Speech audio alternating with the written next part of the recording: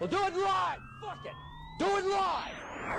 Welcome to the Mouthpiece, episode 137, I think. Maybe 138.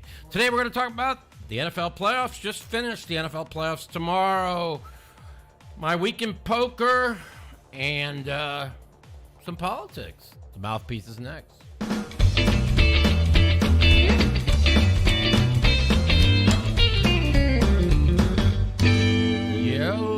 Welcome to the Mouthpiece. Well, we finished our year last week, losing our pick of the week the last 3 weeks. I really wanted to pivot off the Patriots last week, but I had already put it out, and I ended up actually getting off the bet and betting on the Titans. I knew there was a little bit of trouble when the line didn't move and the weather was real bad. I was very worried. But with that said, we lose 3 in a row. We went 3-0 today, if you're following me on Twitter, including our pick of the week, which was the Kansas City Chiefs game under 43. We also had Kansas City. And I bet 2K on Kansas City, 2K on Texans, and 2K on the under. So, because of the playoffs, I bet a little bit more than normal. And so it was a good week.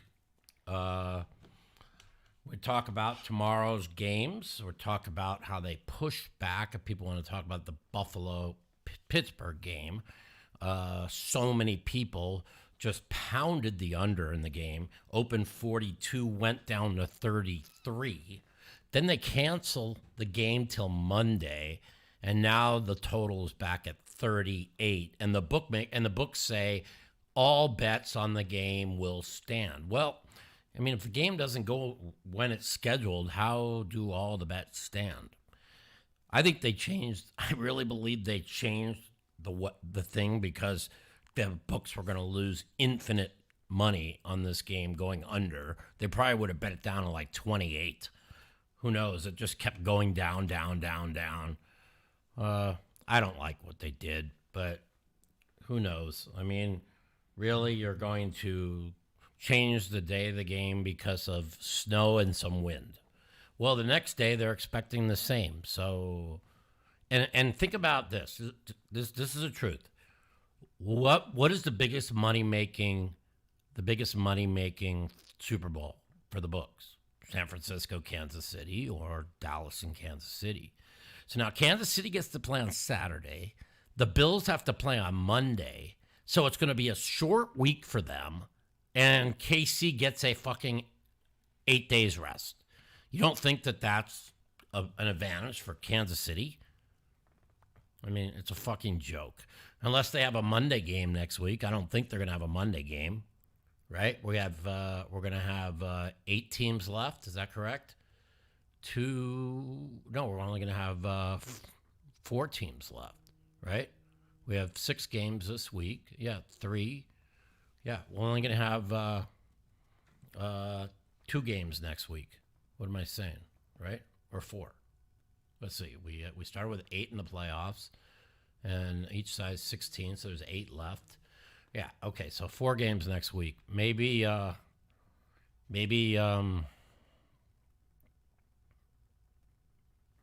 we get down to maybe they do run a Monday game. I don't know. 4 games next week. I mean, I think it's only fair that the winner of the Buffalo-Pittsburgh game gets to play on Monday. Does anybody know if there's going to be a Monday game next week or not? I'd like to know if it's scheduled or not. Because if not, it's kind of brutal. It would be absolutely brutal for the Pittsburgh for them to have to play on a Sunday, and Kansas City played a game where they didn't even have to really try. Now, I put out on my Twitter, and I meant it, and this is early in the game.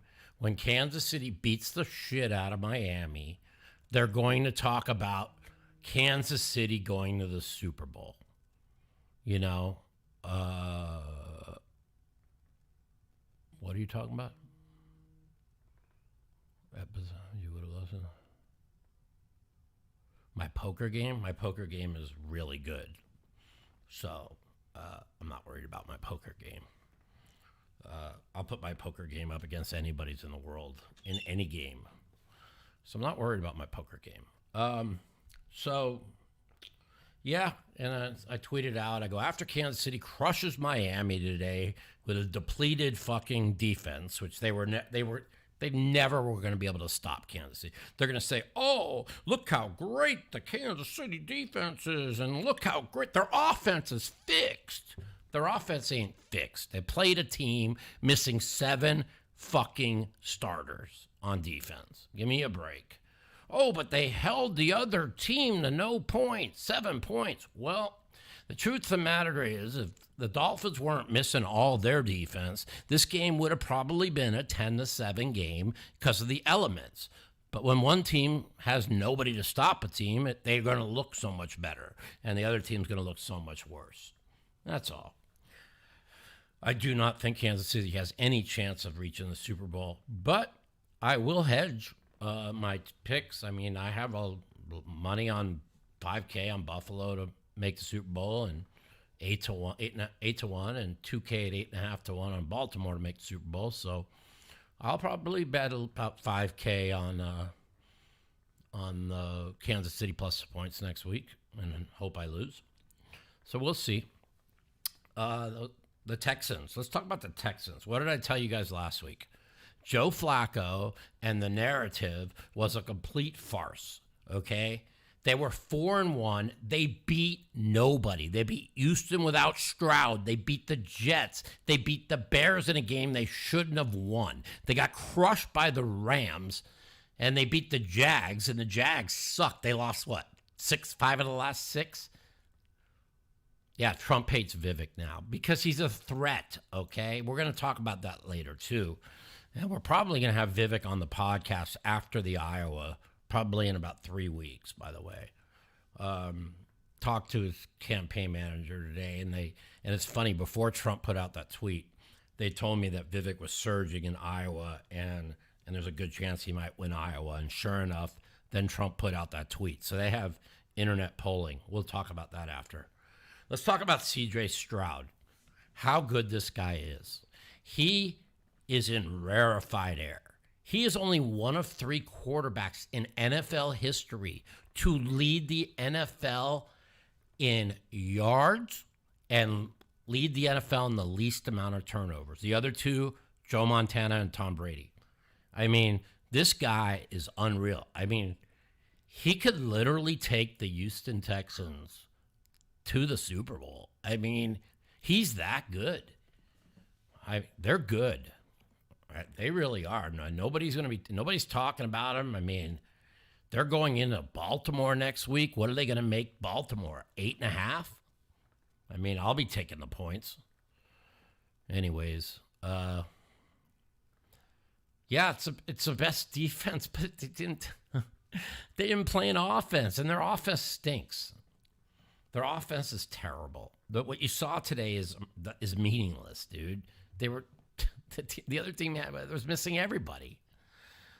But they could be the 2018 Patriots. It's possible. The team that went into Arrowhead and beat Kansas City, what was it, 13-10, 16-13, then won the Super Bowl 13-6. Yeah, it's possible. Yeah, dude.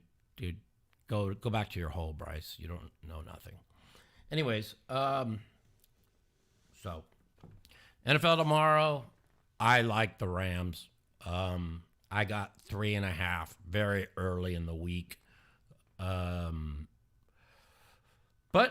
Detroit's, their offense could move the ball. I think it's going to be a very high-scoring game. I mean, I kind of lean over in the game.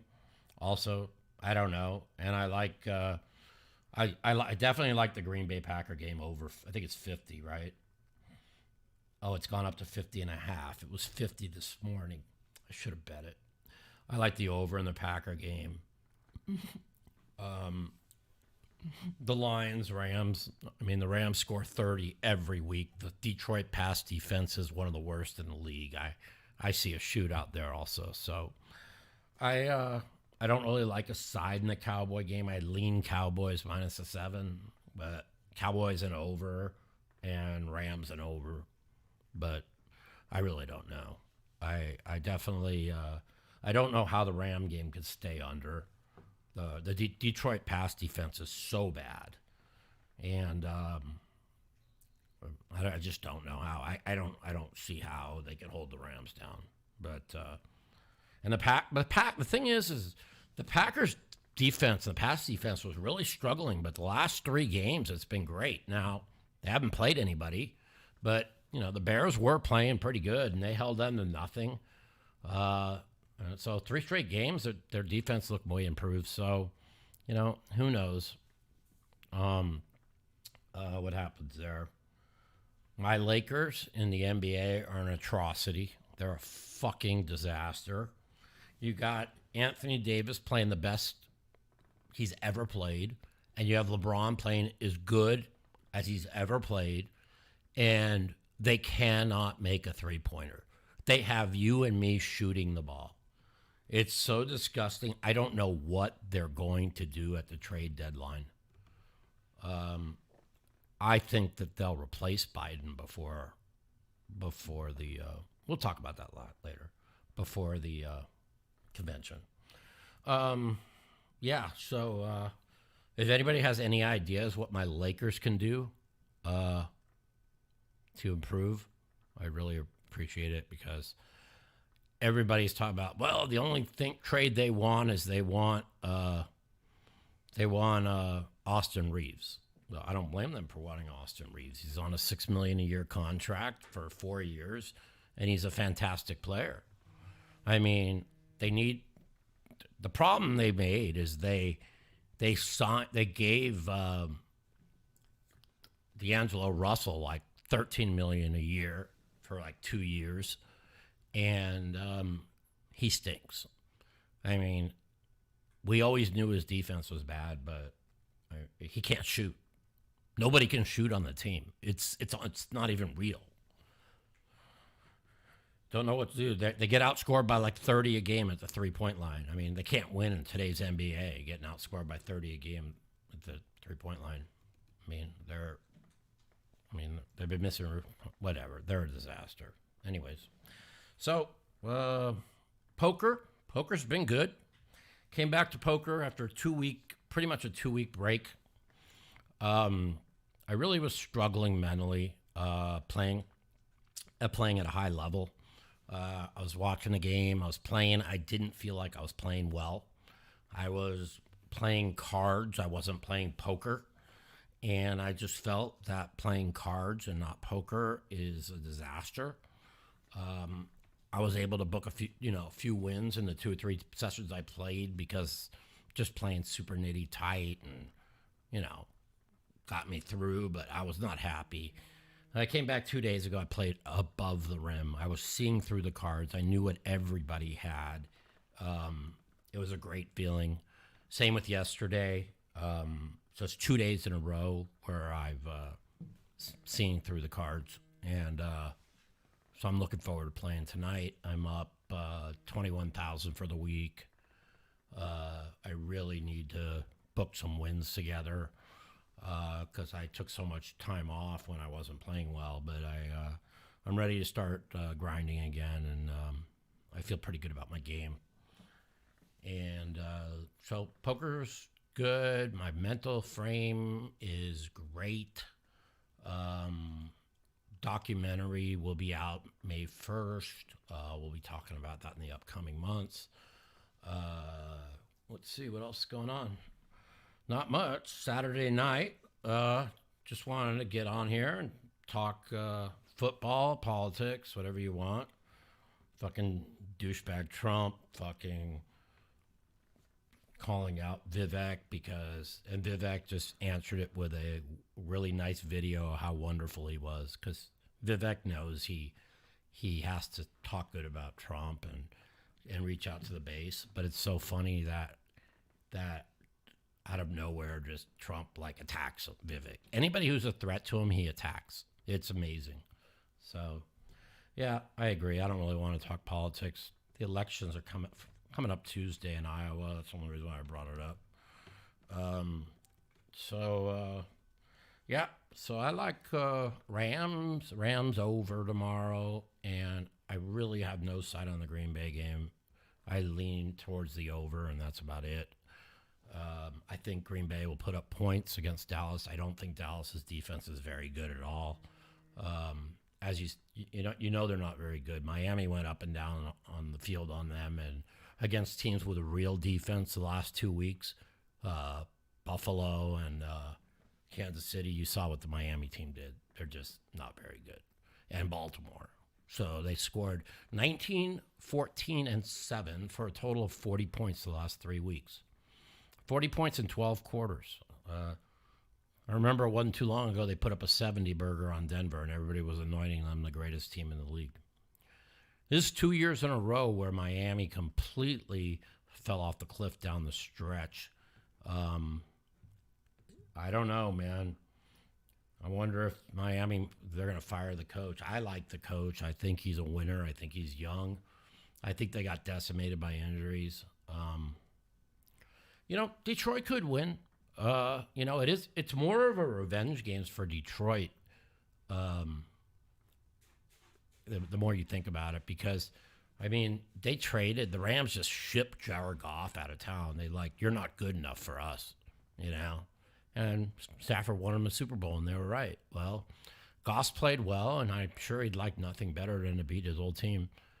They're going to bring it, they're going to play good. I just don't know how the back end of the defense can stop the Rams with that running game and those two receivers.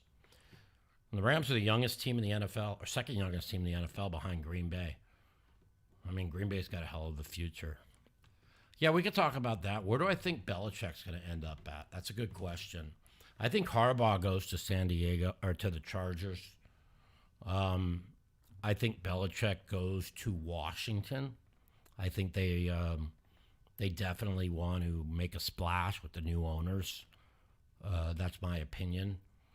I was hoping Harbaugh came to Vegas, but everything I read locally says that they're going to give the job to Antonio Pierce.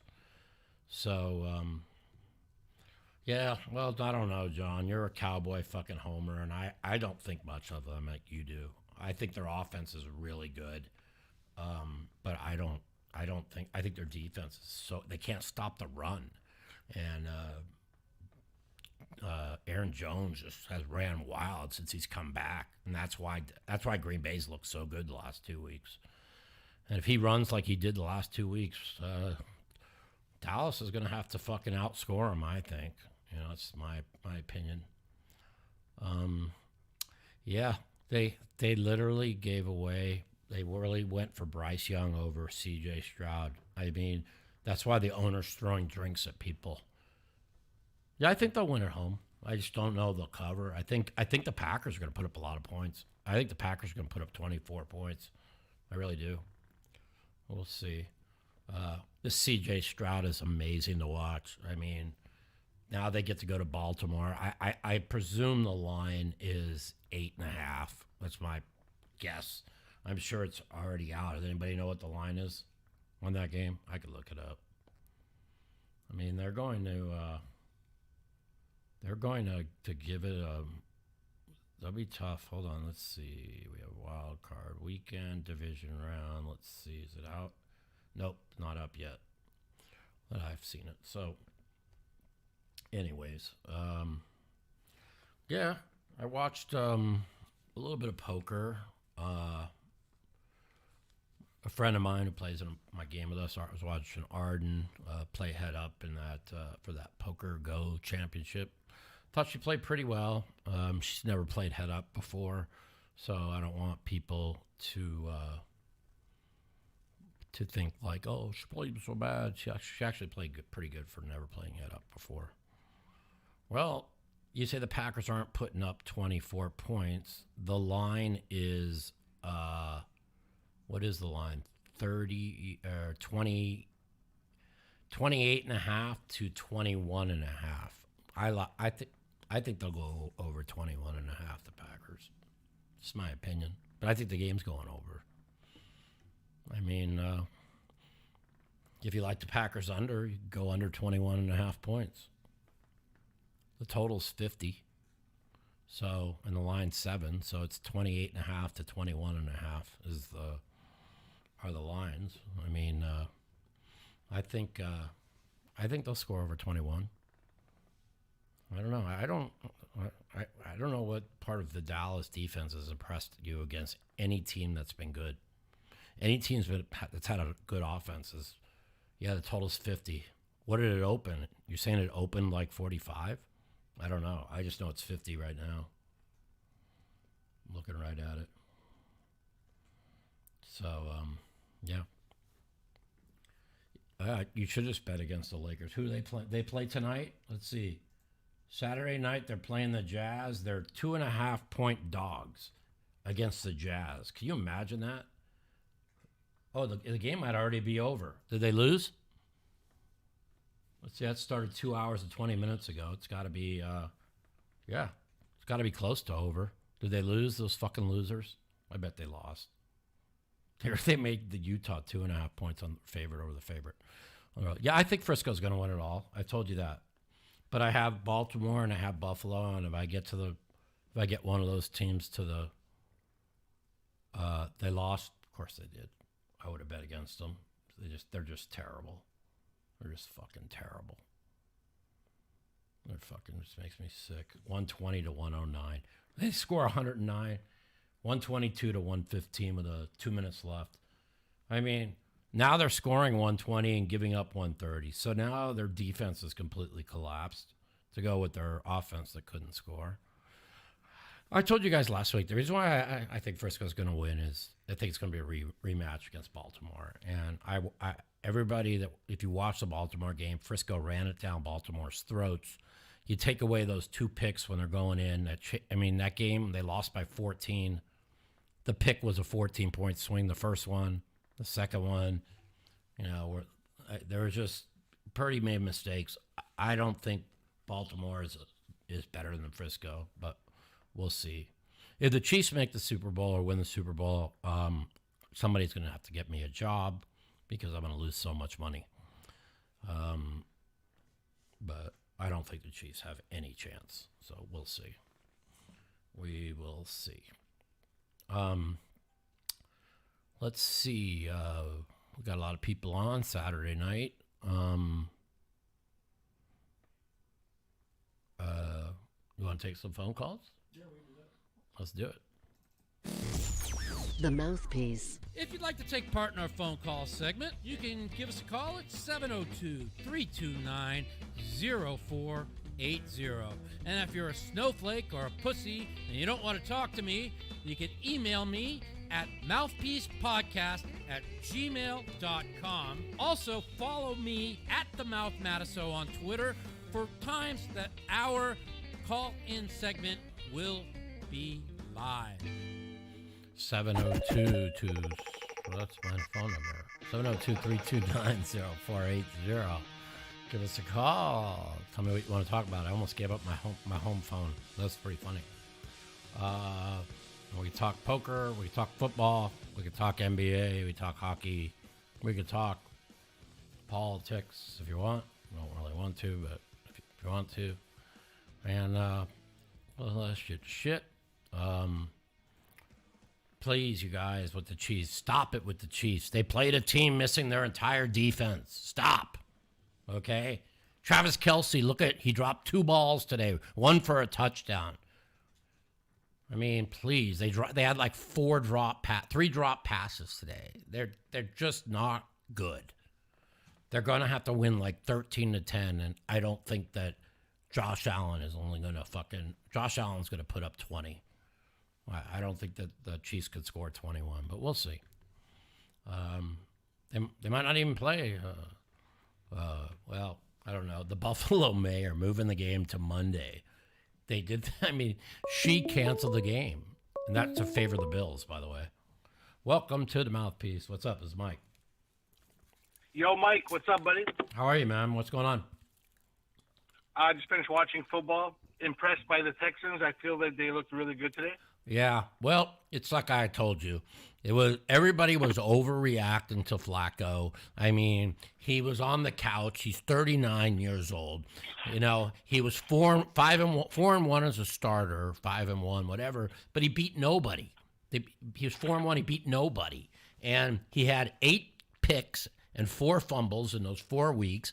And I said he's going to throw at least 2 picks today, which he did for 2 pick sixes. And you just can't turn the ball over in the playoffs.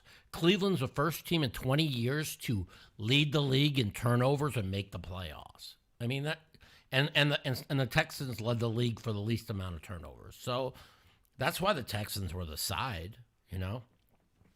Yeah, I had the Texans. Yeah, but boy, C.J. Stroud really looked great. I mean, he looked awesome. Yeah. He looks unbelievable. The way he's able to read a defense, you know, like on that one long screen pass that went for the touchdown. I mean, the way he fucking moved the pocket and moved the line to the left and threw the screen to the right, they just fell for it, and he had smooth sailing. Or the one pass when they went all out blitz on him and he threw it deep down the field. Like a perfect pass that when it went to the 4-yard line. Like, the guy is unbelievable. The guy, you're looking at a superstar in the making. I mean, I agree. Yeah. I mean, look at the records he put up. I mean, you're talking about rarefied air as a rookie, as a 22-year-old quarterback. You know, pretty amazing. Yeah. Second question, not football related. What are your thoughts on the Epstein Island, the list? Are we going to ever see a list of these fuckers that were on the list? All the list is all that bullshit that is a distraction, dude. Okay, what did they do? What did they do 3 days ago? They bombed Yemen, dude. That you don't hear about it because fucking they distract you with everything. They're gonna get us into World War III, bro. That's how they're going to hold on to power, or there's going to be something bad happen in the country, dude. It's just so obvious. These people are so corrupt. And I'm not talking about the fucking Dems. I'm talking about both sides, dude. They're so corrupt. You know, they need their little war machine. Their little war machine puts millions of dollars from the ammunition and weapons military industrial complex, and it's just what they do, you know. They need it. It's pretty sad. They keep us distracted. They keep us distracted with NFL and Epstein Island. They keep us distracted with all the bullshit. You know what I'm saying? Like all the bullshit, all the little things. Oh, Trump did this. Oh, Biden did this. All this. It's all a distraction. Every time something happens in this world, it's done on purpose, dude. It's all a fucking distraction, man. It's pretty sick world, man. It's a pretty sick world we live in, and you know, I made a bet that, I have a $10,000 bet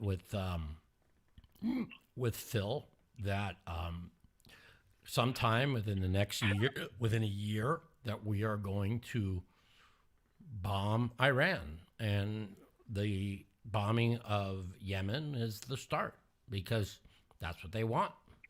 You know, even listening to Tucker yesterday on his, he put out a thing. He says, this is what they want. They want war with Iran. And this is why you have all the distractions.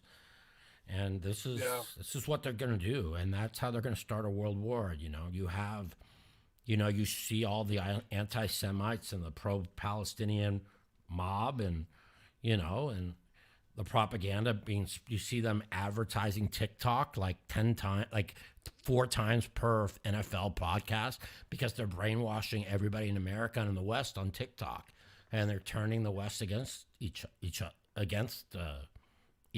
that's what they're doing. They're destroying it from within. And if they don't ban TikTok, the world as we know it could come to an end. So it's just the way it is. And you don't see any other social media app advertising 4 times per NFL game. Why TikTok? There's a million apps out there because that's the one that they're brainwashing everybody with. It's pretty scary. So scary, Yeah. scary world, Bo. Pretty scary world. It's a scary world we live in for sure, man. You see. I feel like not many people see what's going on, but the people that knew what was going on 10 years ago, it's like it almost makes sense as you see it playing out. You know what I mean? Yeah. Like, if you know what the end goal is, as the chess pieces are moving, you can see exactly what game they're playing. Absolutely. Anybody that has no life, like me, and pays really close attention to what's going on, you know what the end game is. It's pretty obvious, and it's so obvious that they want Trump to win the nomination because they think they have enough ammunition to run to do what they did in 2020 with the "I'm not Trump, vote for me." Okay, the only difference is this time is they have a record. He has a horrible record to run on, and trust me when I tell you, they want him because they think that's their best chance to win, because anybody else who would win the nomination would win in a landslide. So their best chance is to run Trump, and then they could run a dementia patient Biden that can't speak or talk because he could just run from the basement and say, "I'm not Trump, vote for me." Now, it worked in 2020. Will it work in 2024? I don't know. I don't know. I told you, I don't believe they'll ever let him see the office.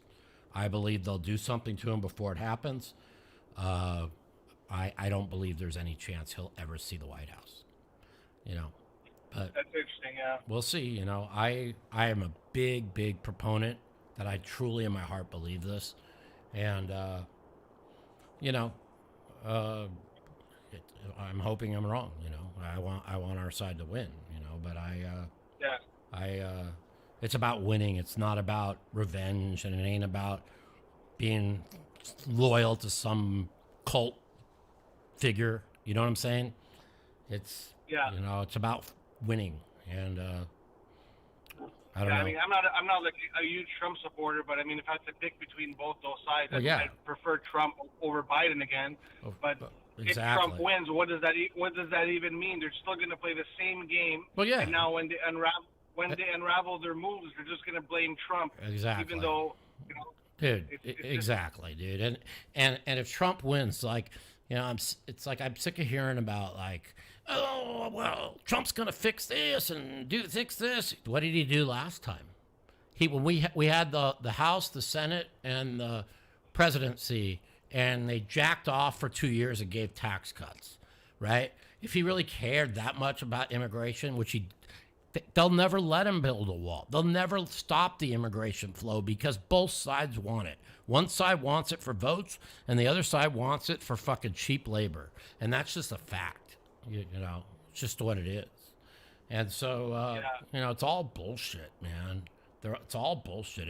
It's just politics is a bunch of fucking dirty ass scummy people going out of their way to make up lies about each other, so you'll get angry and the people on the left will get angry, and then they'll turn my friends on the left against me and my friends on the right against the left, and that's what they do. That's how they brainwash you to vote. You know what I mean? They divide everybody so they could conquer everybody. That's correct. And they make up who's going to win. Like, if they want Trump to be president again and to start something crazy in the country, then he'll win. I believe that. Yeah. I just believe they know they decide who they want in power. Yeah. So I believe when Trump got elected in 2016, they're like, well, it doesn't really matter because we're going to bring in COVID no matter what, even if Trump's in office. But 2020, COVID was important. I think different. I think COVID was the way to get him out of office. I think that they wanted him in office to shake up things, and then they realized that they can't have him in office again. So, that's what I think. Yeah, no, that makes sense what you're saying, and it's a good move to bring in COVID because everything that happened from 2020 till now would never have happened with Trump. You needed Biden in office for the shit that happened with Ukraine and Russia. Yeah, and of course. All this shit going on in Israel right Yes, now. absolutely, So absolutely. And see you it's obvious that you do your homework and you know what's going on. I mean, if you just as long as you don't if you really do your homework and you see what's going on, it's right in front of your face. It's as plain as day. That's why so many people I know that I've been able to show the truth to, they see it. Like you think like Elon Musk was a far left Democrat his whole life. And all of a sudden, he was shown the truth. And once you see it, and your brain snaps, and you see exactly what's going on in the world, it's as plain as day. I mean, it's so obvious. But there's a lot of people that are weak-minded and can't think for themselves, and so they'll just spew, talking points from whatever side they see, the far right MAGA fucking cult or the left fucking MSNBC cult, So it's just what it is, But if you, if you see right in front of you, you know what's going on. It's really obvious. It's like night and day, So pretty interesting. I know they want Nikki Haley really bad, and she's like the worst human being that could ever. Like, I'd vote for Biden before I'd vote for Nikki Haley. How do you like that? That's the truth. That's the truth. I would. And I said it 3 years ago when she was making her pitch to try and run for president. It was so obvious what they wanted with her. She's such a fraud. It's so obvious, Yeah. So, we'll see. We'll see what happens. Like I said, I got some inside information that Vivek has a really, really, really good shot to win Iowa. And that's why Trump, I don't know if you saw what Trump put out today on the I'll read it to you. Did you see the tweet he put out on Truth Social? No, I just been watching football all day distracted. Yeah, I'll read it to you. Hold on a second. You'll get a kick out of this. This is what he put out. If you don't think that this guy is sick, how could you possibly ever support this guy? So this is what he put out, right? He put out, hold on one second, I'll read it to you. The fucking unbelievable. Come on. Hold on a second. This is what he put out today. And remember, I got a text this morning, saying that Vivek's got a real good shot in Iowa. And then right after I got this text, so this was put out 4:43 p.m. Says Vivek started his campaign as a great supporter, the best president in generation, etc. Unfortunately, now all he does is disguise his support in the form of deceitful campaign tricks. Very sly, but a vote for Vivek is a vote for the other side. Don't get duped by this. Vote for Trump. Don't waste your vote. Vivek is not MAGA. The Biden indictments against his political opponent will never be allowed in this country. They're already beginning to fall and make America great again. So he went out of his way to attack Vivek. Why? Because they have internal polling, okay? And so their internal polling says that Vivek has a great chance to win Iowa. Now, if Vivek wins Iowa, okay, now you understand how it works. Yeah, you know how politics work. It's all about momentum, right? That's why they had to take out Mayor Pete when he won the first two, because they knew that a gay man would never fly against the black people. Don't vote for gay people. They're like the most anti-gay there is. So they knew they had to take him out, and then they had, that's just how it works, okay? And so, but when you get momentum, like if he was to win Iowa, now all of a sudden he gets big support behind him with the next one, and then, comes Super Tuesday. So Trump, when Trump's tweeting that out, that means that exactly what Vivek is saying, that the polls are wrong and that that we're surging, and if you really watch the debates and you really pay attention to who's running, if you're on the GOP side, I mean, how could you not love Vivek? I mean, he tells it like it is, and he explains everything. He's so educated; it's amazing. You know, he's like an He's like an educated version of Trump without the baggage. It's pretty cool. Yeah, he would probably have very similar policies, but would have more educated, way more educated, no baggage, no bullshit, and he's young. Young. Yeah. So we'll see. I'm gonna try and get him on the podcast here. I could have already had him on, but I've been dealing with some shit, but we'll see what happens. So.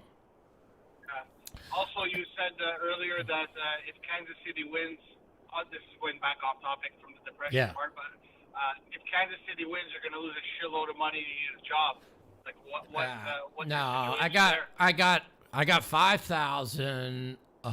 Baltimore must win. I got 8,500 to Phil's 5,000. Must win Super Bowl. I have Baltimore. He has Kansas City. I have 5,000. Must win Super Bowl. I have the Bills. Phil has Kansas City. And I also have 5,000 on the Bills. I made preseason at 8-1 for the Bills to win the Super Bowl. That's my biggest payday by far. And I have Baltimore at 8.5-1 for 2K that I made the day that Joe Burrow went down. So as long as the Ravens or the Bills make the Super Bowl, I could then bet the other side and make some good money. Make like a minimum of 20K or 9K. So nice, yeah. Because it's going to be if Frisco makes a Super Bowl, it's going to be pick. If the Ravens make the Super Bowl, they're going to against like Dallas. They're going to be 3, probably 3.5. So and if anybody else is in the Super Bowl, it could be, whatever. I don't think it could be anybody but the Ravens or the Bills, but I could be wrong. I know Kansas City's got a great defense. I just don't think they could score enough points. But we'll see. We'll see. Yeah. I mean, they got no offensive line. Travis Kelce has aged. He got old overnight. I mean, even today he dropped a sure touchdown. And then he dropped another ball. I mean, he's just something wrong with him. I don't know, man. Yeah. All right, man. Well, have a good weekend. I'll take some other calls. And thank you for taking my call, Mike. And I love you because you always keep it real, man. And you got it, man. We need people like you in the world instead of all these fucking sheep. They are sheep, bro. Listen, everybody's waking up. That's the good news. They're all waking up. All right, man. You always keep it real. You always keep it real, and you don't let people opinion of you deter from what you actually believe, and you stick to what you believe. And huge respect for that. Yeah, it's true. The podcast. And, good luck in your best, man. We'll Thanks. talk soon. I appreciate it. Have a good one. Bye. Later. Yeah. The greatest thing are the people that say, Mike, you can't play poker no more. I don't know. What did I make? 3 final tables at the World Series this year? I don't know. I don't have won so much money playing poker the last 3 years. I can't even count it.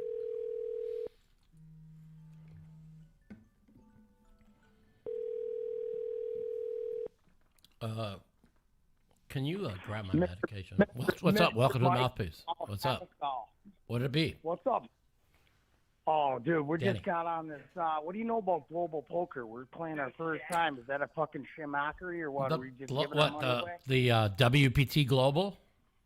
Is that what you're talking about? It's global poker. No, it's global poker hold'em. We just threw our first deposit on here. We're probably just giving our money away. I don't know what it is. I have no idea. I know about WPT Global, but then it's for surely a scam. But either way, never heard of it. Just chilling, watching some old Mike Mattisau clips on YouTube, and I wrote down a few questions for the big dog. Yeah, what's up, man? All right. In these huge nosebleed stakes, like the No Gamble No Future streams, how much money are these players real their own money? Well, that's a good question. That is a really good question. I think that what's his name, like Maverick. I don't know. I don't know if anyone would play Maverick. Well, Maverick owns like all them casinos, right? Well, he says he does. He said heads up or whatever. I mean, he says he does. I mean, we don't. Do we know that for a fact? I've never heard, seen, or what. What casino? Where's he own these casinos? That's my question. I don't know. I like watching him play. I like him. Cool, but I mean, I met him a couple times. He's a really nice guy. So I don't know. But I don't know. You know, he might just get paid by he might own he might just work for those Maverick casinos, and they might just pay him to go play on these streams to promote. You know, I don't know. You know, I don't know why. You know, I don't know why he would lie. He seems like a really nice guy to me, and everybody I know that's met him, nobody has said anything bad about him. So. Dude, he's a character, and he's a fan favorite to watch. That's for sure. But back to the question: how much money are these dudes really? They really buying in for $500,000? Like John Robert, JRB. Is this dude really buying into? Nah, JRB don't have money, dude. He gets staked by Andrew Roble, dude. Andrew Roble stakes him. Roble, dude, there's another guy, the luckiest dude I ever seen play the game. Roble's and this great, dude, he dude. laughs about it when he hits a fucking 2-outer on a guy for $2.2 million. I can't even believe it. Roble is a phenomenal poker player, dude. I've known Roble for a long time. No, he's good. No, he's good. But, like, out of them big pots he wins, I always wonder how much percentage of that pot did he really just win? I don't know. Dude, I have no idea, dude. Because I'm not really in the high stakes scene. I suppose. I just know this, you know. A couple of people I really respect, say when a bunch of random people all of a sudden start showing up with millions and millions of dollars to put on the table, and they play like like it doesn't mean anything to them. There's a good chance they probably stole it, you know? That, or they got a fucking friend with about 30 million who doesn't care about 500. Listen, I know a lot of rich people, and rich people don't sit down with $1 million, $2 million, $3 million, and then just punt off like millions, like they're nothing. But what if they're a gambler, though? What if they like to gamble and they want to watch? They want to watch. I play with some of the richest people in the world, and rich people don't like to lose. That's why they're rich, okay? So, no shit. So when you see fucking people like dumping millions, it's a good you could put your little eyes in the air and say, I wonder what's going on there. I'm not saying. I'm just saying. It's just the way that, you know.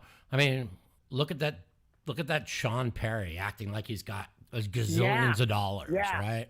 Give me a break, dude. The best sports bettor in the history of the world. He don't have anything, dude. Just remember, people who talk about how rich they are or how much money they have don't have money. It's the ones that don't talk about it. That's right. I don't know. I know a lot of people. I know a couple billionaires, and I know a lot of people that are worth $400 or $500 million, and you'll never hear them talk about money. Okay, rich people.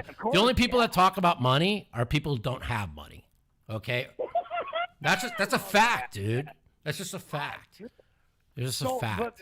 So the only feeling, when I watch some big high stake nosebleed games, sometimes I get the feeling that like there's 9 millionaires watching this stream, and they've given all these dudes this money, and they're kind of like watching it like an online gambling. Oh, my guy's beating your guy. You know what I'm saying? Almost like what you just said. Like, what the hell is that? Anyway, that's kind of how I look at it sometimes. Well, Rick Solomon is legit. He's fucking made hundreds. He's the biggest winner in the history of poker. Dude is. Yeah, he's a great poker player too, by the way. Yeah, dude, they call him a businessman. You know, he's made more money in poker than anybody in poker history, by the way. He's awesome. Yeah. And he plays in the biggest games, all the $1 million. Yeah, that dude is. Yeah. And he's got his. I know for sure he plays on his own money. That I know. Well, he has a sex tape with Paris Hilton, bro. Yeah, but he beat a Hollywood producer out of like $163 million or something like that. Some retarded. I don't know the exact amount. Maybe it was 63 million. I don't know. But he's definitely very rich. Dude. The money, the life, and the people you hang with, dude. It's just a crazy world, dude. It's awesome to watch, like how you navigated all them years too. Because I've been watching you play poker for 20 years. Just think if I didn't get a fucking injury that almost paralyzed me, and I'm not on all these meds. Like I still listen. I can't complain, man. I have a good life. You know, I'm pretty much out of debt. I got money, and as long as Bitcoin keeps going up, I'm gonna be very rich. Mike, all right. Here's another one. What's the worst sports betting bad beat you've ever taken? Because I know you used to bet sports. I mean, I'm not going to tell you for the worst beat I ever took, and it was only for like $2,000, but it's 100% the worst beat I ever took because I had it was Georgia Tech, Oklahoma. I had Georgia Tech plus 4.5, and they scored a touchdown to make it plus maybe it was plus 5. Yeah, plus 4. They scored a touchdown to make it a 5-point game. I was getting 5.5, and they went for 2. I'm sorry, no. It was 4.5, and they scored a touchdown to fucking make it 4. They had the extra point blocked, ran all the way back for 2 points the other way, and the game landed fucking 6. No. And they scored the touchdown with like 20 seconds to go in the game. That was my worst beat I ever took. No. The second worst beat was the Cleveland Cavaliers and Indiana Pacers. I was getting 5.5, and I led by 3. On the spread. So you're beating Wait. And led by 3 with 27 seconds to go and lost in regulation. Oh my. And lost in regulation. What happened is they made a 3, got fouled, right? And then they went crazy about the foul, and they got double technicals. So now they were down by like 2. Then they turned the ball over, fouled. Dude, it's like a college game. It was the most incredible thing. That was like I only had like March Madness crazy foul. But they lost by 6 in regulation, and I led by 3 with the ball with 26 seconds to go for like $1,000. Those are my 2 worst. Now the worst for the most money I ever had is the one that they show on Bad Beats every Monday on Scott Van Pelt.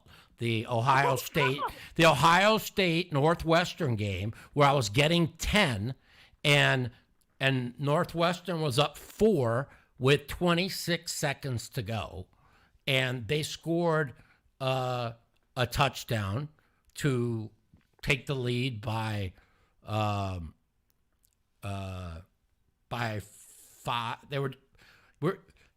And then they did the yippee you do, and then they fell on it in the end zone, and the game landed 10. And I was getting that was and then the other one they show on Scott Van Pelt was the Duke Cincinnati game. I was getting 11.5. Duke had the ball. First and goal at the 3-yard line, up by 3. Okay. And Duke fumbled the ball, and then the very first play, Cincinnati they fumbled the ball at the 1, Cincinnati scored to go up by 4, and then the guy threw a pick 6, and the game landed 11. They show both of those on Scott Van Pelt Bad Beat, and I had both of those, but I only had like 5K on that Duke, but I had 10K on the. Hold on. Let's ask Mike. We're live. We flopped. You got a call. Oh shit! All right. We're small blind, big blind. We got 2 3s. Came Jack, Queen 3. We flopped bottom set. Turn comes a 9. He's got ace. Good, we doubled up. Yeah. Forget it. Good job, man. I'm going to take another call, man. Thanks for calling. Have a great weekend. Sure, I got one more juicy one for you, Mike. Go ahead. Take one. All right. In your heyday in Vegas, when you were partying, you were in the highest stakes games, you were doing the biggest, you were out with the girls out at the clubs. Who was your go-to biggest poker player you're calling to go out on those nights? I mean, the person who's the most fun to party with? I mean, yeah, back in them days when you were it's the easiest answer in the world, Phil Ivey. No, there's nobody more fun to party. Yeah. Yes, sir. I love it, dude. So, yeah, he was not even close. Phil Ivey got a little crazy back in the day. Phil Ivey, there's nobody in the world more fun to party with. Nobody. Oh, shit, Maddie. Hey, Mikey, we love you, brother. Dude, that was awesome. Keep doing what you're doing, man. You got it, man.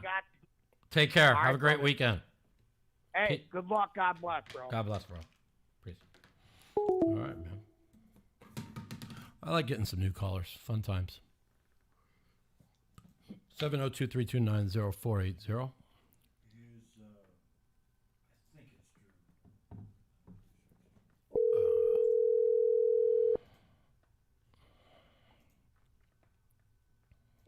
We talk about coaching changes, too.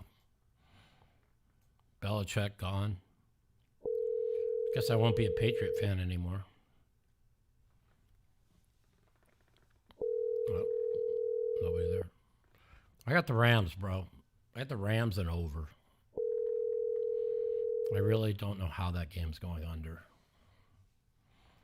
It's a big number. I think it's going to be 30-27. But we'll see.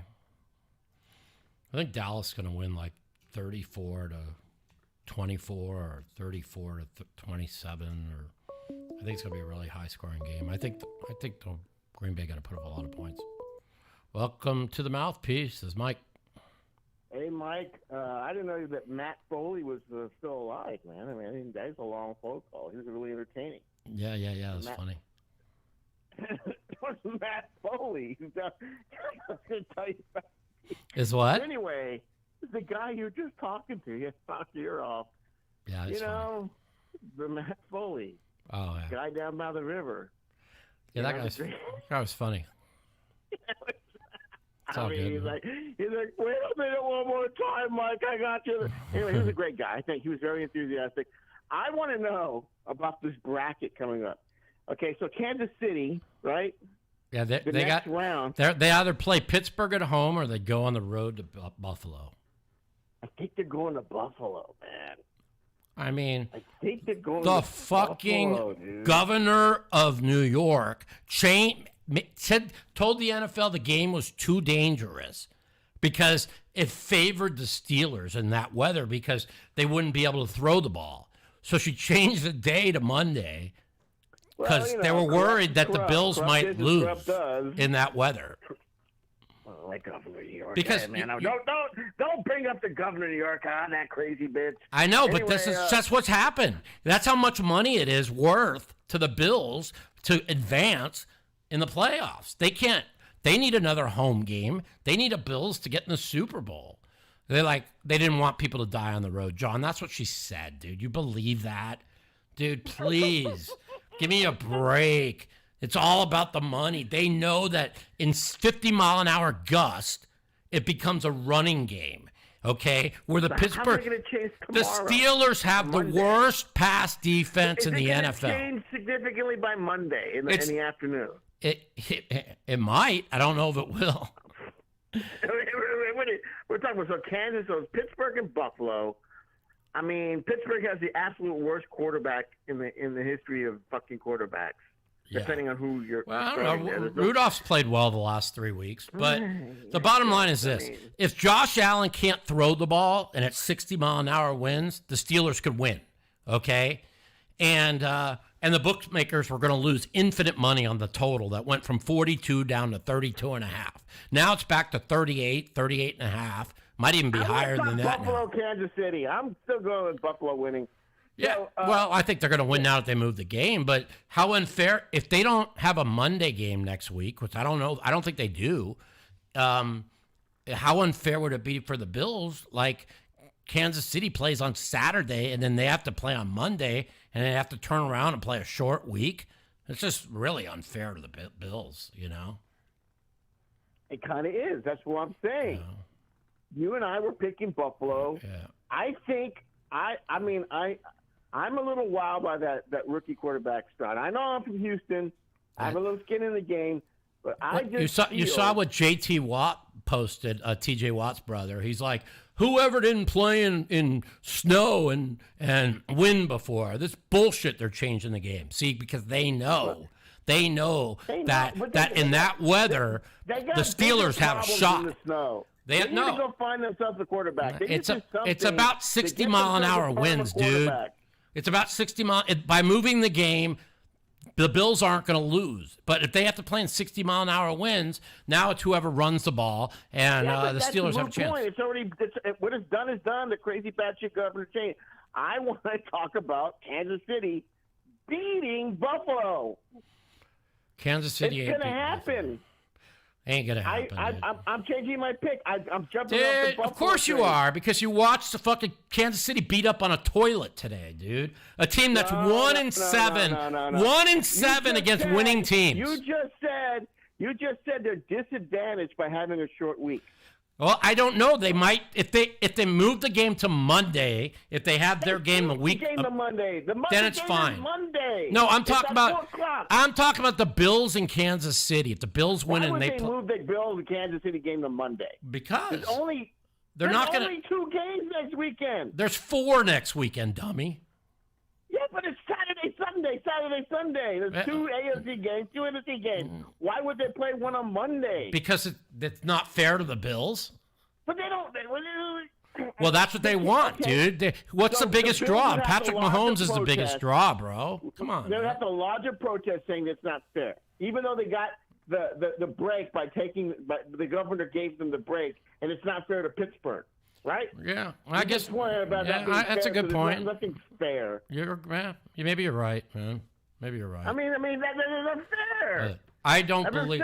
I'm telling you right now, the over/under was Pittsburgh 13.5 points. It's probably now back to 14. Like it was 14.5. I think you could if it's because of the total. I haven't looked what they changed the total to. Hold on, since they moved the game. I know it was 38, and I know it was going up.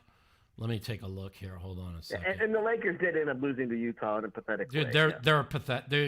Dude, they're the worst team in the NBA. They can't beat anybody. They can't fucking shoot. They need a point guard. Well, they should have never signed fucking D'Angelo Russell. He's a fucking loser. He can't defend, and now he can't fucking shoot. Fucking loser. They desperately need a point guard, dude. It's funny that's the first guy that LeBron shipped out when he came over. Dude. Get rid of D'Angelo, and now he's come back to haunt them. Yeah. All right. Okay, so they moved it back to 38. It's been bet back down to 37.5. I'm sure it's back to 10 though. It was 9.5. Yeah, but I'm going I want to have my bet on Buffalo. I think I'm going all in on Houston. I think Houston takes over Baltimore.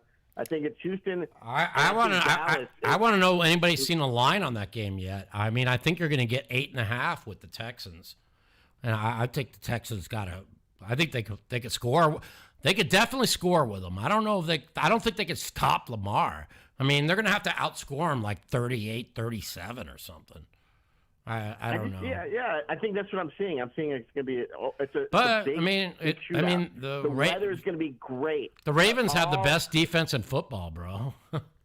I don't know, dude. I think their season comes to an end next week. I think the Ravens win. I'm holding on to my pipe dream, but I'm also thinking 36-24 Ravens. That's my pick. I'm thinking San Francisco is blowing this somehow. I don't know how. But I'm thinking something's going on. San Francisco. Who could beat them in the NFC?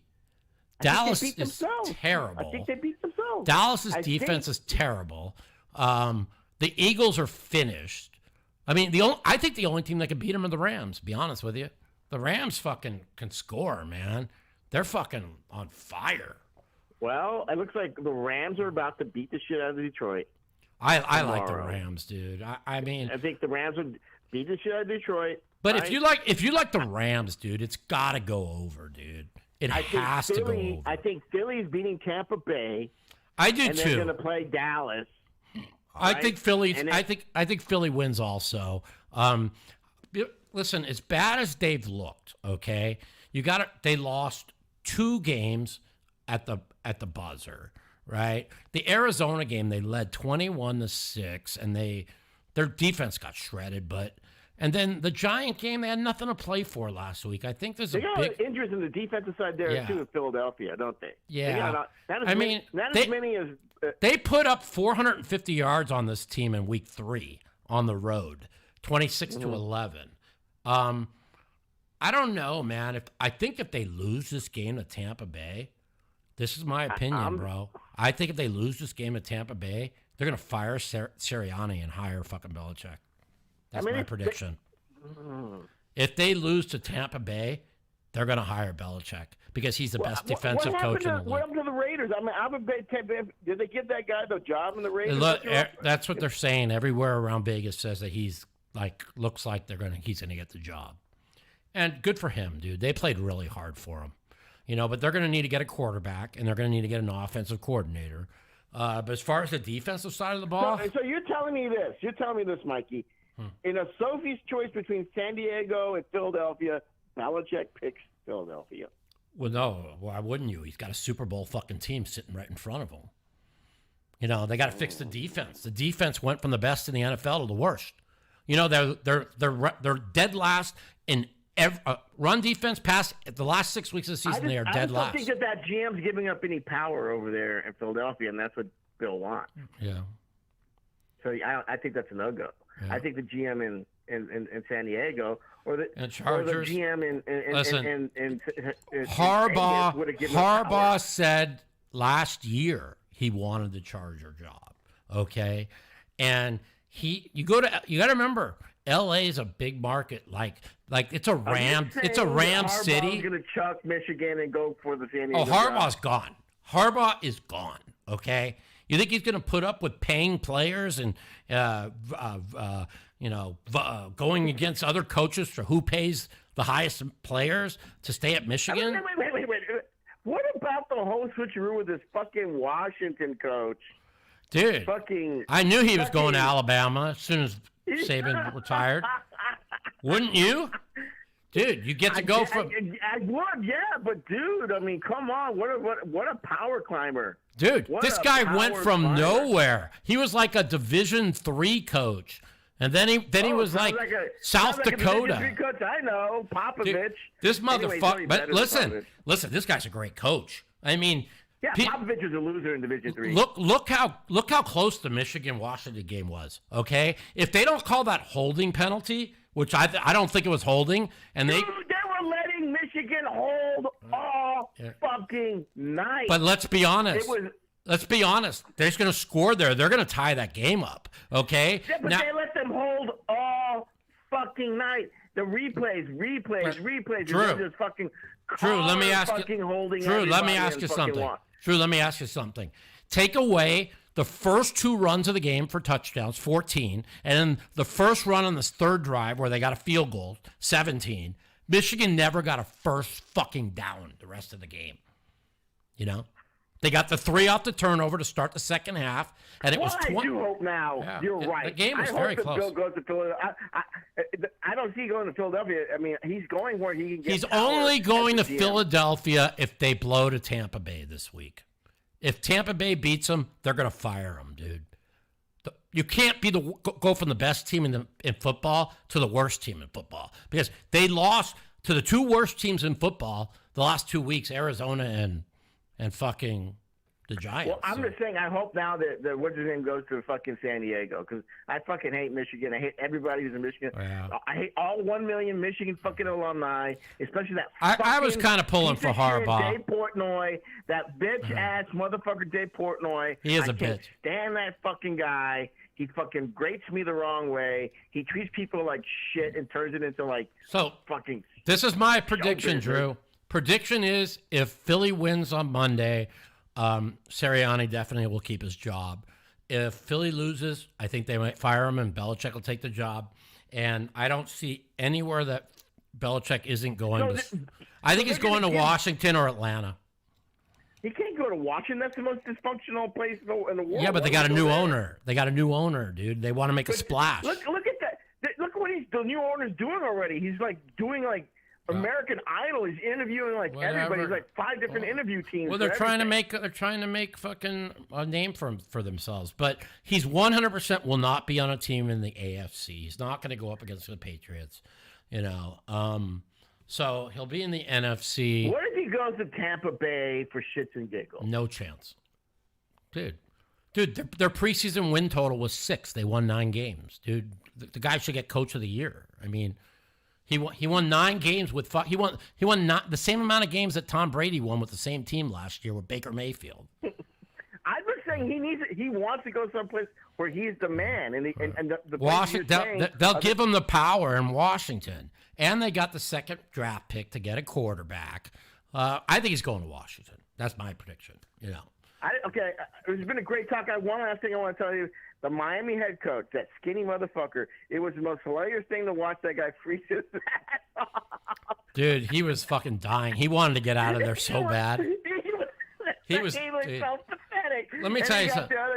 The thing, people want to think like how icicles. Listen, people want to look about like how great Kansas City was. They were missing 7 of their 11 starters on defense, and on offense, the coach, you can't do misdirection and motion in fucking in that weather. You can't get any speed. You can't run the ball. That's why. What did Kansas City do? They ran the ball straight down the middle, straight up the middle. Dude, and then they threw the ball. Dude, they can never get the run game going because their misdirection and running through the outside and all that shit couldn't work in that weather. And so, they were sitting on 3rd and long. They got to win. They need to win the division. Then they had the opportunity to win the division, and they blew it. Okay, Drew. I'm going to say one more thing, and I'm going to let you go. If Josh Allen plays like Josh Allen of 2 years ago, can anyone beat the Bills? Anyone? No. But we don't know. We have the Josh Allen that throws. He left 17 points on the field last week against Miami. They won that game at 7. They should have been won by 24. I mean, they murdered them last week. Yeah, they did. But Josh Allen keeps Josh Allen keeps making these mistakes.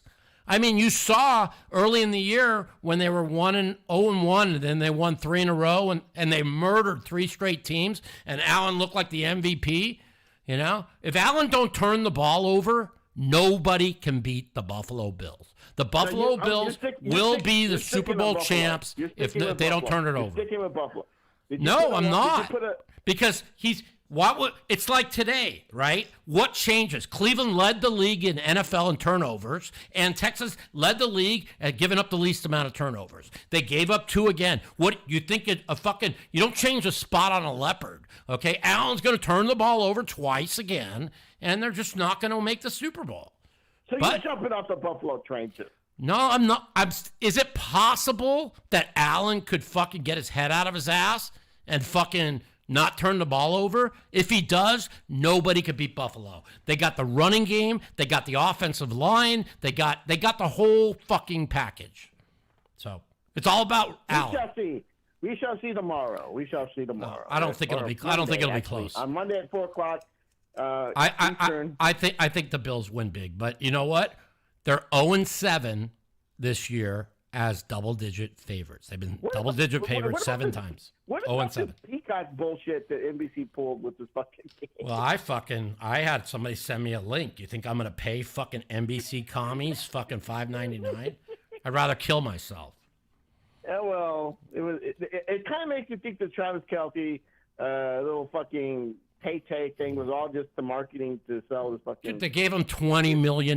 He gets $14 million a year for fucking to play football. They gave him $20 million to fucking. He sold his soul to Big Pharma, and that's why he sucks. I think the whole relationship is a thing too. They're paying. It might be. There's rumors saying that. I don't think so though, but we'll see. Anyway, thanks for the call, man. Let's go Rams over and Green Bay over. Those are my picks tomorrow, but I'm betting very small. I don't like any of them like I did today. I loved all three of the games. So you're saying today. the over total, or you're saying to win? I like over total in both games, and I think Rams plus the 3. That's my opinion, but You but do think Detroit the could win Cowboys that are beating game. Green Bay, right? But if Detroit wins that game, this game will definitely go over because the Rams are you scoring think points. the Cowboys are going to win against Green Bay, right? I think they are, but I don't know if they Yeah. cover, dude. I mean, I think they put up 31, 31-24. I think it's gonna. I mean, it could be even tighter, dude. Love is playing as good as fucking CJ, almost as good as CJ Stroud, dude. Love the last 3 weeks has been awesome. Now remember this: he has. when has Love looked great? When he got his running back back. When Aaron Jones got back. Guess who he gets back this week? He gets back the best.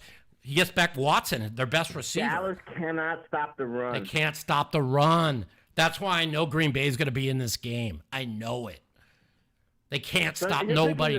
You're picking the over and you're picking the points for Green Bay, right? I'm just not touching the game. I think Dallas could win big, and I also think they could lose the game. So That's smart. Yeah, well, I think it's good good. for tomorrow, man. I'll talk to you next time, man. You got it, Have a man. great day. You got it. You too, bud. Later. Yeah, I just getting Watson back. Like when Green Bay won 5 in a row before they inexplicably lost 2 to 2 shitty teams. I mean, they had no Aaron Jones and they had no Watson. Watson will be back. What's up, Jason? Hello. How you doing, bud? I don't know. What's up, man? Welcome to the Mouthpiece. So, Mike, What are you doing, man? How you doing? I'm good. So what are your plans for the year? My plans for the year are, well, I really want to go to the Super Bowl. I've never been to one. I was looking at tickets.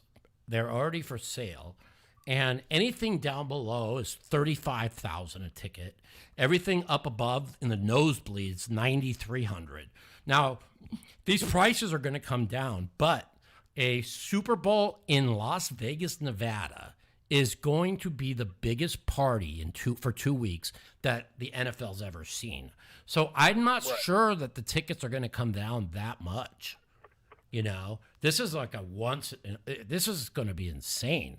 The poker is going to be off the charts at the fucking Bellagio and Aria and everywhere. It's going to be just absolute bedlam. And I think the fact that I've gone to the World Series 4 times, 5 times, and I've gone to the NBA Finals twice, and I've gone to the NHL Finals twice, and I've never been to a Super Bowl. And everything that I envisioned when I was 21 years old about the NFL having a team in Vegas and making gambling legal has come to fruition, something I never thought I'd see in my lifetime. And I just think that I really want to go. And if I could get a ticket for $10,000, I'm going to go. I know a lot of very wealthy people that gamble very big at the Aria, and they're probably going to be able to get tickets. But, you know, everybody's going to want tickets, you know. And so we'll see, you know. Right. If I could get decent tickets for $10,000, I want to go. Then I have a trip lined up in Tamar. What's it called? Tamur, Mexico? Tulua. What's it called? Tulum, Mexico? Yeah, I think Tulum, Mexico. And it looks like that's going to be the following week for Tulum, Mexico. Yeah. For 11 days, we're renting out a big mansion, and we're going to hang out. So that's on the horizon. And then I'm going to go down to Hustler, either at the end of this month or the end of February and play. And then we have March Madness.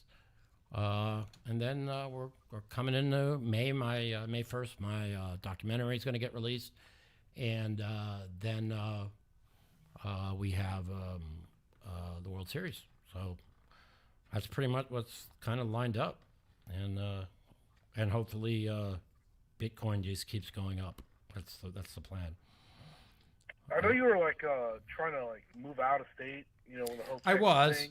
I was. Are you I mean, I know that didn't work out. But well, are you still planning to move out? I don't want to like knock in it. Vegas for the next 5 years. I don't want to knock anything, and I don't want to really go public. But the people that ended up buying the place across the street from Doug, the place that I was going to buy, that I literally introduced them, and we were going to go partners, and behind my back, they basically like bought the whole place and kind of phased me out, which I was very upset about. And but you know what?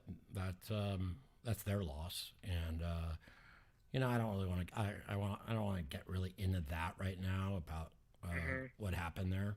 I wish everybody best, but I'm kind of really upset how that went down. So so it doesn't look like I'm going to be involved with Austin. And you know, my mom's going to be 87 this year, so right. I kind of don't want to leave town. Kind of stick with her. We've been trying to see each other a little bit more, like once a week. My mom and me, we used to be really close. I'm trying to get a little bit closer there, and so yeah, that's really what's going on. You know, so those are my plans, pretty much.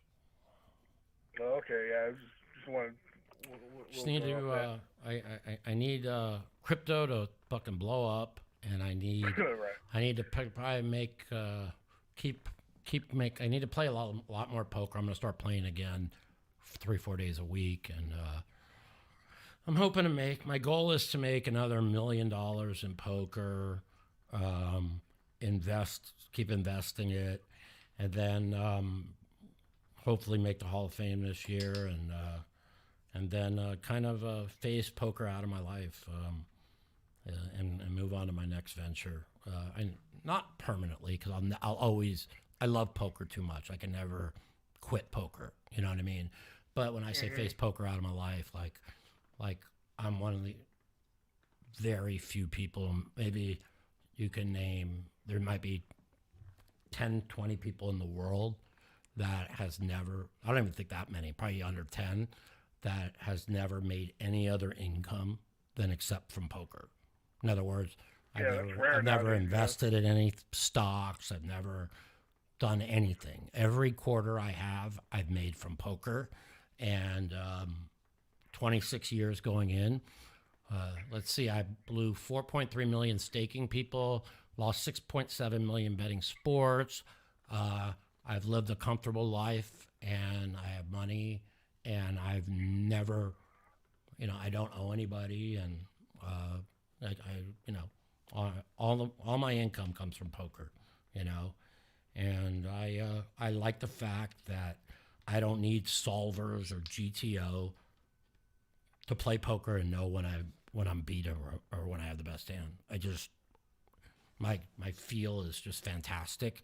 And like I said, I had about 2-3 weeks. I took two weeks off because I felt like I lost my feel. I was playing poker and I was just playing cards. I didn't have any feel for the game, and I had to reset my brain, and I did that. And right now my brain's been reset, and I've got my feel back. And I knew, and I've never. What was so weird about losing my feel is I've always had times where I didn't play well or whatever, but like I was like panicking. Like it's almost like you have this talent. Like I'll compare it to that movie Thunderstruck, when Durant lost his talent. Right, all of a sudden for like 3-4 weeks, it was like my talent wasn't there. It's like I didn't know. I was watching the game and I didn't know what anybody had. And I couldn't figure out what the fuck was going on. And I knew I had to reset my brain. So I took a couple of weeks off. I did a few things that I do that usually helps reset my brain.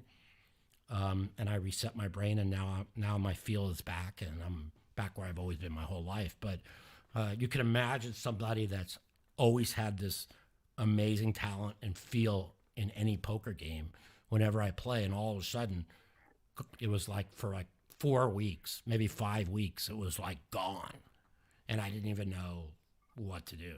You know, it was about 4 weeks actually, and it happened after the World Series, and I think I know why it happened. And but now I got it back, so I'm happy. That's good. But I'm not going to lie to you. Before, like 2 days ago, like I would go to sleep at night thinking, what if I can't ever play poker well again? Like I was like tripping out, you know? Well, that's a good question. Yeah. What you think about that? That's really, that's really like meta, you know? Well, you know, as much as like I forget everything because of I'm on all the medication I have to take. You know, the one thing that's never left me is my ability to play poker at a high level. And, you know, if I ever lose that, you know, then what do I do? That's why I say I've really got to work hard, maybe make another $1 million playing poker, invest it. And then if I do lose the ability to play poker, not have to worry about anything, you know what I'm saying? So, but yeah, but I'm not going to lie to you, for like 3.5, 4 weeks, I was like going to bed at night thinking to myself, well, what's going on here? Why am I not playing well? Why? It's not I wasn't playing well. I just wasn't playing poker. I was playing cards. All because I didn't have a feel for the game. The feel was just missing. And but I know what caused it. 'Cause I can look back now. I know exactly what caused it. And now I've got it back, and I'm looking forward to playing. Like I'm going to play tonight, and I'm going to win 20 or 30,000. And where do you go play at? Well, I play in a private game. You know. Okay. And, yeah. Listen, I don't have to win tonight, but I know that when I play tonight, I'm going to play well. No, you'll win tonight. I think you got it. And that's the whole thing. Is like anybody.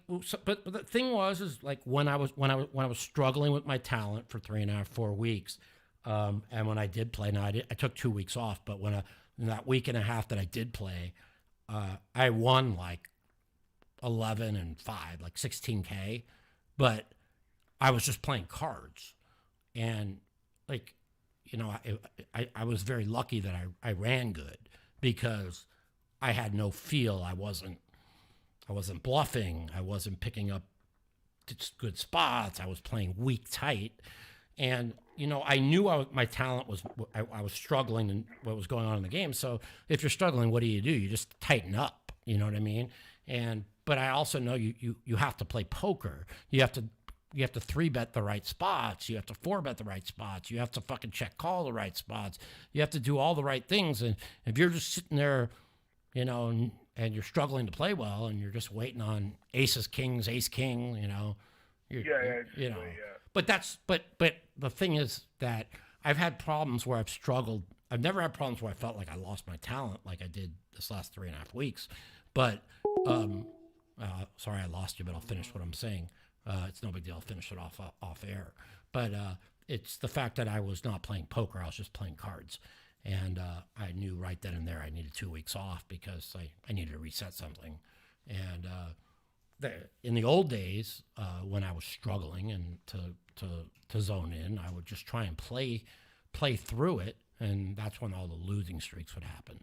So, you know, learning from your mistakes really helped. 702-329-0480. We'll take a couple more calls. We're going on like an hour and a half. I bet 2K on all 3 games today. I won. And 2K is a big bet for me. Usually I only bet 2 games a week. I like betting on the playoffs, so I'm going to bet like 1K on every game, whether I have an opinion or not, because I just like the playoffs, and maybe 500 or something. But I don't know how the Ram game doesn't go over tomorrow. Like, if it goes under, Detroit, I don't think the Rams can win in an under game because Detroit's going to score. So I like the game over. I don't know, man.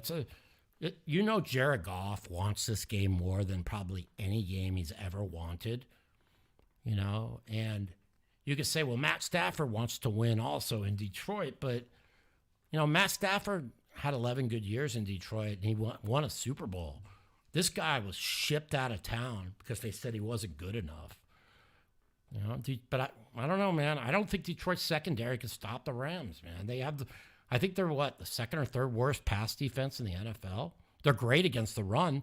See, that's the thing. They're going to stop Williams, and the Rams' run of winning 6 out of 7 is because they ran the ball good. So,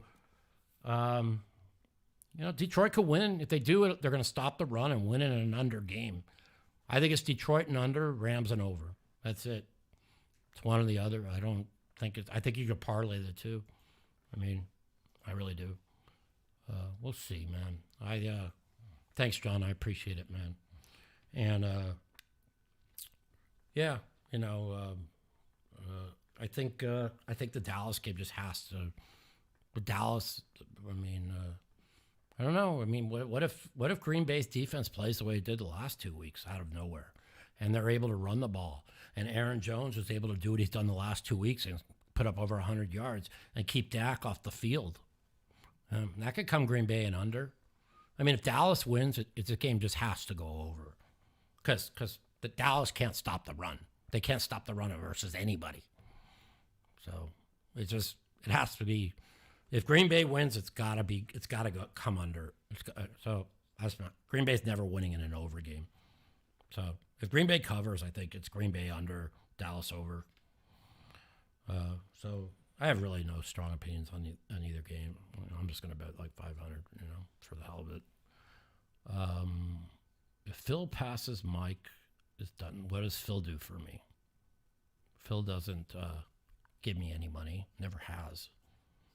Phil owed me $5,000 once when I got out of jail in 2005, and I spun it up to like $750,000, and I never looked back. That was the only time Phil ever loaned me money. So, whatever. 702. Yeah, they're just haters, man. Haters gonna hate. That's what they do online. They just type from their keyboard and they talk shit about people, and they get off on it. And whatever. That's why the world's so toxic, because it's just they're not good. People aren't good-hearted. Like, I don't talk bad about anybody, and most of the people that listen to my show here are good people that don't talk bad about people. We have a lot of people that we have very big political differences, and as much as I think that Brandon is a complete fucking brainwashed leftist idiot, I'd go out to dinner with him tomorrow and I'd call him my friend. Because that's just what you do. You don't dislike people because of their political views, and you try and learn to have willful conversations with people that you disagree with, and you try and listen to them, and you try and make the world a better place. That's what I like. That's what I try and do. It's kind of like if you heard this before. You have the 15% idiots on the right and the 15% idiots on the left. Those 15% are in an echo chamber that are fucking brainwashed. And so then, you have like the 35% on each side, and you have the poison and the fruit.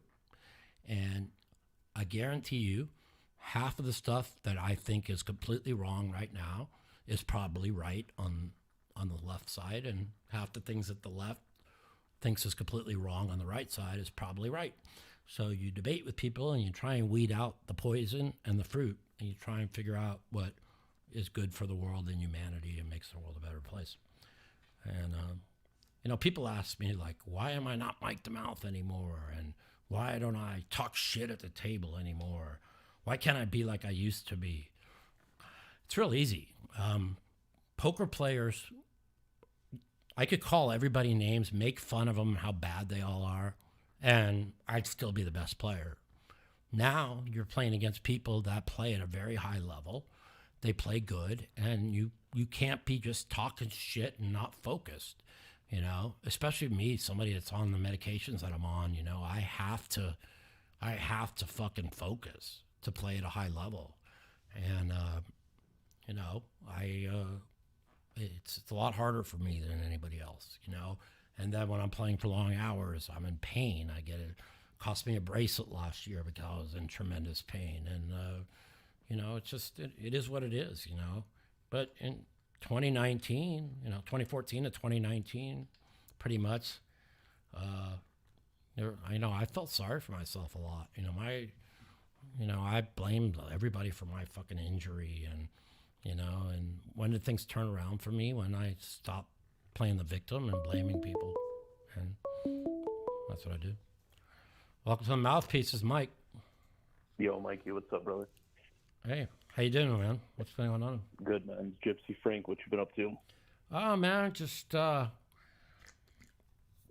watching football. This is the time I got to be careful in my life. I got to make sure I get out of the house a little bit, keep playing poker, because when the football season ends, I get bored. There's nothing to do, And the old Mike used to, start betting on the NBA, which you can never win on because NBA stands for no bank account. And so I got to make sure when the football season ends that I keep myself busy. So what I'm going to probably try and do is go out, eat every day, get out of the house, go down to the park a little bit, try and stay out of pain, and try and just kind of keep myself motivated, because this is always the month that I get depressed because I get bored. Like during the football week, I spend a lot of time going over those games, and even though I only bet a couple a week, I kind of put a lot of time in. It became like a hobby. Like it. It became a hobby for me. I've listened to your picks and shit, and you've been pretty accurate. I mean, except for last week when I won. Yeah, except for last week when I wanted to change my pick but it was too late. I knew we were in trouble because the line on week 18, last Belichick game, and the line never moved. I knew something was wrong. And what was obvious really is they probably told Belichick that you got to lose this game for keep their draft pick, and you're being gone, because they were awful. And I knew when the line didn't move that I had the wrong side last week. But the 2 weeks before, we took two brutal beats, on our pick of the week. But today we went 3-0, and we never sweated. We had the Texans, we had Kansas City under, and I never at one point ever thought the Kansas City game was going over. Even when it was 16-9 at halftime, I thought the under 20.5 at halftime was the nuts, but I didn't bet it, but it was pretty obvious. I don't know. I don't keep up with it much anymore, to be honest with you. I bet San Francisco and over when you told us two on the podcast, whatever that was, a couple 2-3 weeks ago. Oh yeah. When they played. No, you didn't say San Francisco and over. You said first half and full game. That was against Philadelphia. Yeah. Yeah. So that was literally, honestly, my all-time best pick of the entire year. I thought it was a can't-lose pick. Now, today, I thought the Kansas City was also one of those all-time picks, okay? But I bet it at 3.5 last Sunday, and the line was 5 today. So I can't put out an all-time pick of 5, taking 1.5 points the worst of it. You know what I mean? Yeah, because at 3.5 you could buy it down to 3. Yes, right. If it was 3.5, you could buy it down to fucking 3. And I just knew they were net. There was no. But the thing that scared me, when it went to 5, right? The only thing that scared me was the weather. And I think if it was no bad weather, the line might have been 7. Because they had no defensive players. That's why all the talking heads are going to suck cock how great fucking Kansas City is. They played the worst defense in the NFL, a team that's missing 7 defensive starters.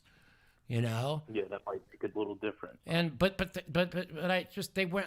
I knew that if, let's just put it this way, if they had all their starters, the fucking Chiefs offense would have looked like the fucking Miami offense, because the weather was so cold. There's no way you could move the ball. Did you see when they threw the ball in the air?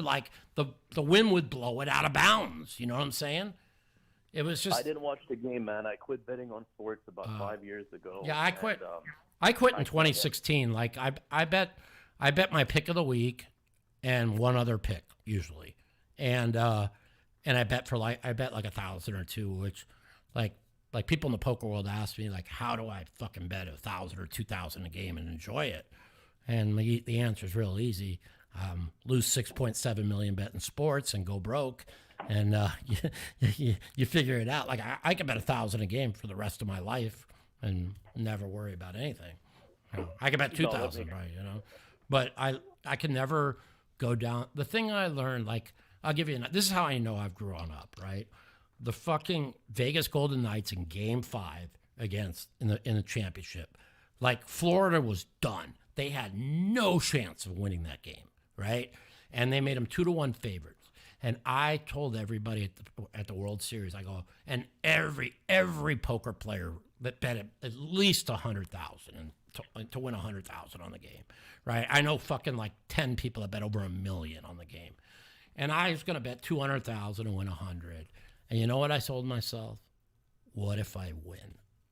Right? Yeah, exactly. If I win, now all of a sudden there's going to be another game come up. Inflated like a motherfucker. Right? There's going to be another game come up where I think I can't lose.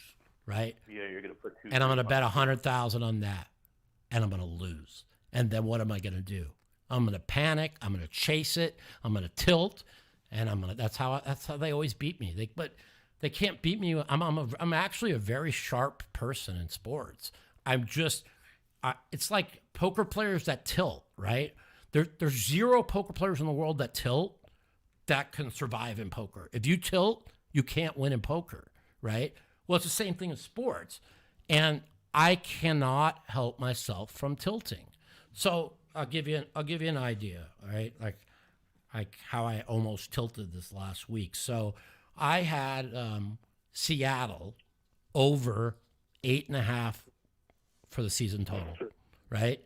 Okay. And they get a touchdown and a 2-point conversion to lead by 1, which the truth of the matter is if McManus makes the field goal for Arizona last week with like 2 minutes to go, they're down 10, the game's over. He misses the field goal. They're up 7. They go right down the field. They get a touchdown, 2-point conversion.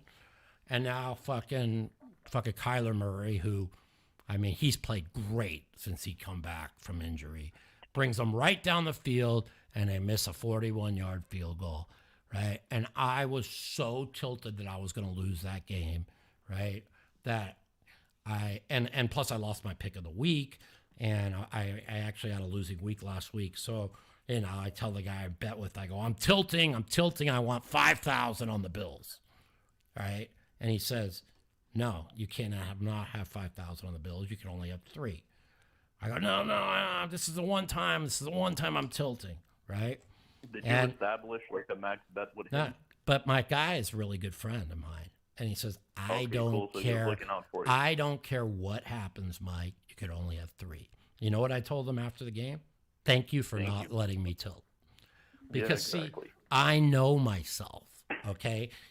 I know that I have a sickness, okay? I know that I am diseased if I get down into the sports betting, down the rabbit hole again. I'm like that when it comes to fucking the pits in the casino, man. And I have never, ever gone off in the pit. That's why I think I told the story about me and Phil 2 years ago, December, or a year ago, December. It was actually a year ago where me and him, like 70, 80K. I lost 62,500, where we only ever bet is 2,500 each.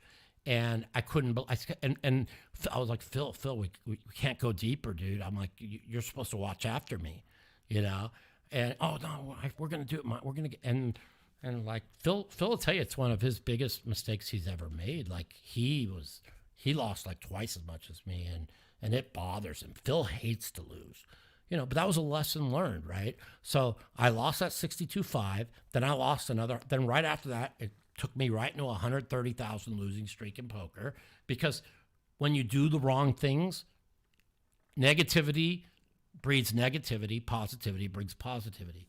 So I did something bad, and then in the back of my mind, even though I'm playing poker, instead of just I'm kind of saying, oh, I got to win it back, because that's just a natural thing that goes through your mind, Trying to get so. And then when I had my last losing streak, right before the series, right, I said to myself, okay, this is what you're going to do. You're going to give yourself 3 months before the series to win back what you lost. And you're going to take it a little bit at a time, and it's no rush, whatever happens, you know. And so, and I got it all back. I got it all back in like a week and a half. You know what I mean? And then this year also, I talked about when I lost. I had the one horrible losing week. I think I lost 120 in a week, which I didn't even think was possible. At what stakes are you playing that you lost that one? I'm playing a big 10, 20, 40 game. And I said to myself, is there a cap or is there no cap on the you buy in 20K cap, okay. Right buy-in. Okay. And if you get stuck over 30, you could buy in 30. But I said, okay, Mike, you're going to win it back in this much time. It's gone. See, that's the thing. Is so many people when they lose, I gotta get it back. I gotta get it back, right? And they press. But if you like set a plan out for yourself, which I did, you know, and then you don't press, right? And I ended up winning it all back. Plus, in like, oh, that's so subjective, though, Mike. I mean, you're playing on your own, and it sounds like you're doing okay financially, to where you have some cash set aside for. Yeah, but if I lose 120 3 weeks in a row, that could hurt me, dude. Like hurt Absolutely. Me. But when you got players that are being staked that are gonna, let's say they have a horrible session, now they're in makeup, and they're not gonna fucking get $1 out of the next 10 sessions. Well, that's the difference. See, when I was getting staked, right? After Full Tilt, and I had all my money on Full Tilt, and I got fucked for millions. I've said it. I don't want to talk about it, but I had a friend of mine stake me, right? And we ran really good. Like as soon as he started staking me, I won like 500 in cash. I won NBC Head Up. I won Bracelet. This is all in 2013, and I was crushing. And now we're playing 600, 1,200 mix. And I'm like, dude, you do understand, like 600, 1,200 mix, we could lose $250,000 and be $250,000 in makeup, And, he just thought I was just so good and nobody can beat me. But I knew I was running good. He obviously wasn't a poker player, was he? He was, but he, people in the poker circles, they know how good I am. You know what I'm saying? And but when you're playing that high and you're playing draw games, there's a lot of variance. So now we lost 200. We lost 100 in one night and 100 in another. I was like 200 makeup, right?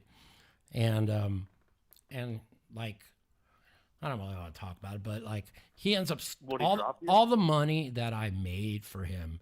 He asked me what about staking a certain player? I don't want to name that player. I told him don't do it for X, Y, and Z. Why not to do it? He said, what's the letter of his name start with, if you don't mind? Starts with a D.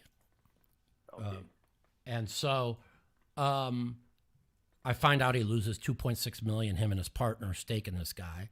And so all the money I had made him was gone. You know what I mean?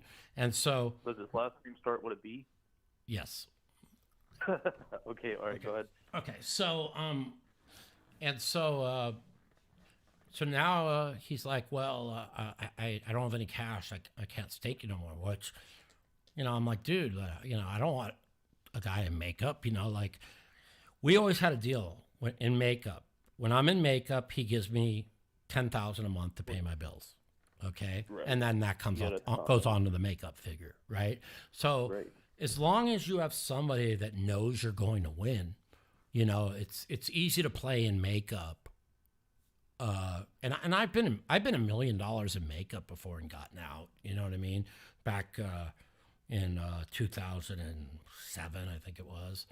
I never played on my own money, dude. Never, because I always played better when I was playing for somebody because I took pride in it. I'm like, I've got to win for this person. You know what I mean? I know exactly what the fuck you mean. I've been selling action lately to take shots in bigger games, and I apply myself like 100%. Do you feel yourself playing better, right? 100%, bro. It's crazy. And that's why at the World Series every year I sell half of myself. I don't need to. I know I'm costing myself money, but I know like you're accountable to someone else other than yourself. Correct. I know when I'm playing for somebody else, I have to get up every day and go back down there and grind. If I'm not playing for somebody else, I'm just like, fuck it. I'm running so bad. I'm not going back down there. But when you're obligated to, it makes you. That's just it just makes me play better. And I don't, I know tournament poker that nobody makes a living in tournament poker, like less than 0.5%, maybe less than that. That's when people are like making fun of like Alan Kessler. Well, he lost. Look at the Kessler rating. He lost 100,000. Well, Alan Kessler played like probably, let's see, it's 365 days a year. He probably played 365 tournaments a year, maybe more. Yeah, right. Plus he does. Plus Alan plays like slots, and he plays like poker shit. Yeah, he plays video poker when these jackpots are real high. He gets all these comps, right? So if he lost 100 playing poker, and he sold half of himself, he still printed money on the year through comps or what he does. But I'm just going to say, like I wanted to ask you this. I called in actually. I usually just shoot the shit with you and never really ask poker questions, but I need your opinion on something. So I'm 32 now. I'll be 33 here shortly. Nice. I started playing online when I was 12, 13. I've been playing 2 cards for 20-something years now, 20 years. And I just recently transitioned to PLO about 1.5 years ago. I quit playing, to be honest with you. Hold'em got too tough. I was having fucking a tough time beating 1-2 online. It's fucking tough, bro. It's tough as it was. It is tough, dude. Fish are fucking, there's no more fish. Dude, my friend grinded the 1-2, like 5 tabling, WSOP.com for years, my best friend. He says to me, like, those are the best players in the fucking world. Those are the toughest games in the world. Those guys a fucking bankroll. I promise you, they're going to be crushing a lot of live games. No shit, So they're not 1-2 game. There's an old situation. This is what I've always said: the higher you play, the softer the game. Okay, and that's just a fact. Now, that's because when you're playing high, you're playing with really rich people that are gamblers. You don't. All the fish are rich people, like the 5-10, the 5-2-5 game and the 5-10 game, Bellagio and Aria are probably the toughest games in the world. Or the ones at the Venetian, they're not easy. Yeah, you're 5-10 and 10-25. But here's the deal, buddy. If you're playing 1-2, 1-3, and you just want to make a living in soft games, you want to make $10,000 free money, just go down to Texas, dude. Austin or Houston. It's just free money. My friend, my really close friend, he's the worst month he's had in the last 2 years is 8,000. And he told me that's because I kept getting set in PLO. Like the games are off the reservation in Texas. You can just go I was in Houston for a bit. I tried it, but I mean, I'm married with 3 kids. I have a business. Well, so like, if you have what do you do for a living? You have a business. What's your business? I'm in metal recycling. So okay. I have a small metal recycling company, but so poker's I've had 2 passions in my life. First was pool growing up, and then poker. I played pool when I was 13 to 16. Then I had a race car, and then bowling was my sport. Really, I was a really good bowler. Yeah, I tried it for a year, never got any good at it, but I always stuck with pool. Yeah. And obviously poker came with that. Then poker was fun. I was good at math. It clicked. Yeah. But I wish I would have learned fucking 4-card or even mixed games. 10 years ago, I'd have been rich because fucking. PLO now is like the boom in 2003. Yes. It's dying down a little bit. People are getting a little bit PLO, better. they are so bad at PLO. But the thing is about PLO, is in No Limit Hold'em, the fish are drawing dead. I mean, they can't ever win, okay? In PLO, the fish could win 4 out of 10 times, okay? For a long stretch, So your variance in PLO is going to be a little bit bigger. Like I play this big game, but I also, after the big game ends, I play in this small game like for like an hour or 2 late at night. What is your small game, like a 5-10? 3-6-12.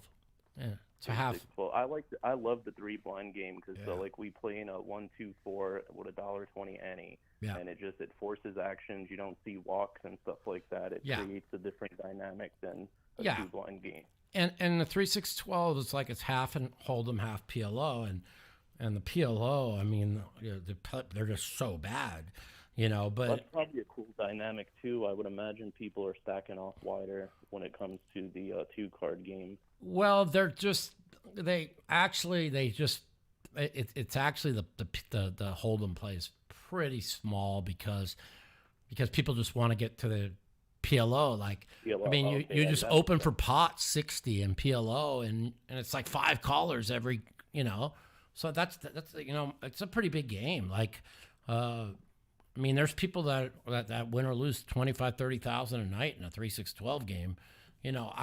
I buy in small, and but I found myself I had lost like 2,000, 3,000, 3,000. I'm like, what's going on here? I've never lost in this game, right?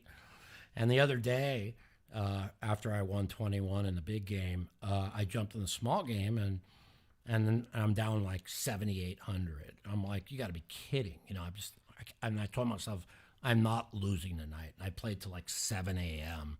and I ended up winning like 900. But what are you buying in for, like 1,200? No.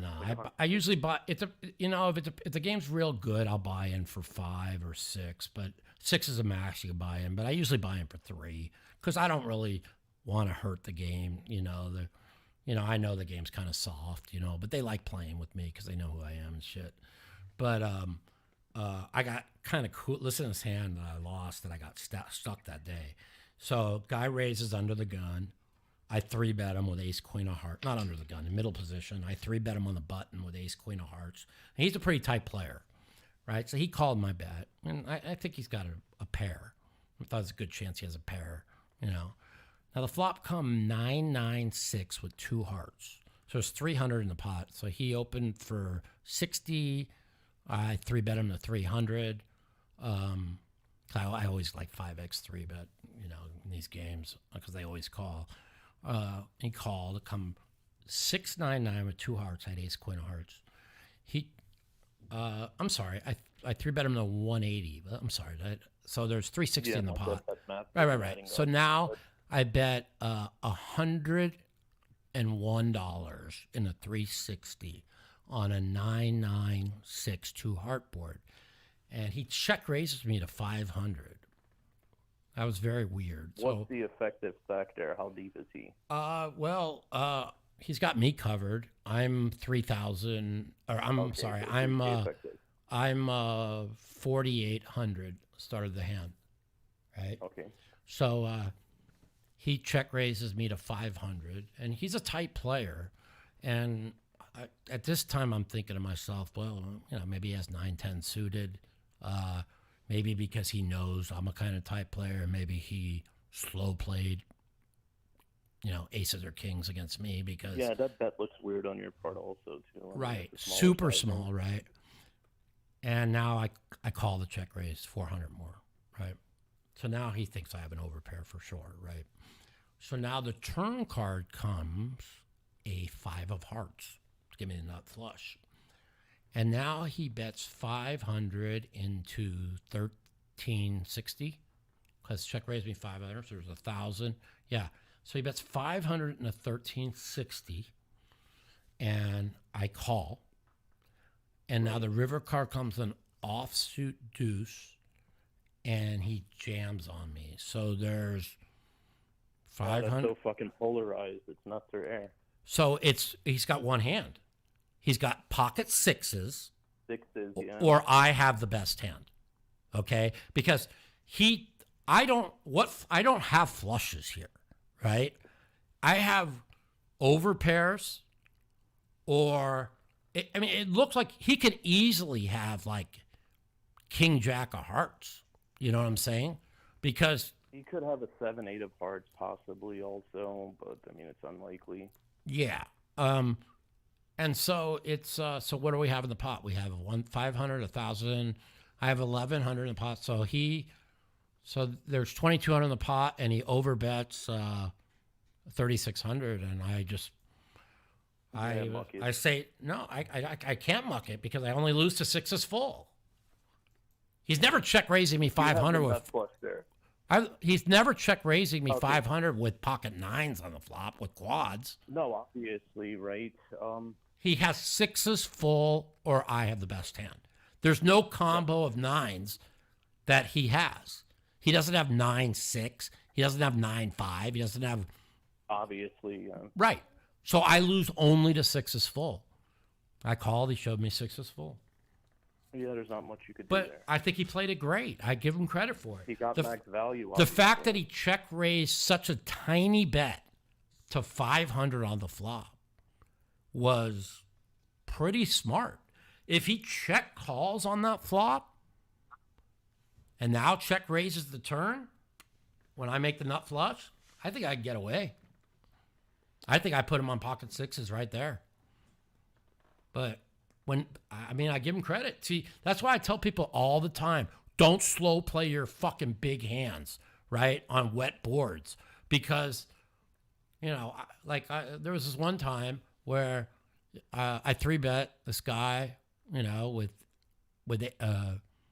ace king, and it came ace with pocket aces, and it came ace 4-4, right? I just have to bet like 20% pot. I've got to bet small.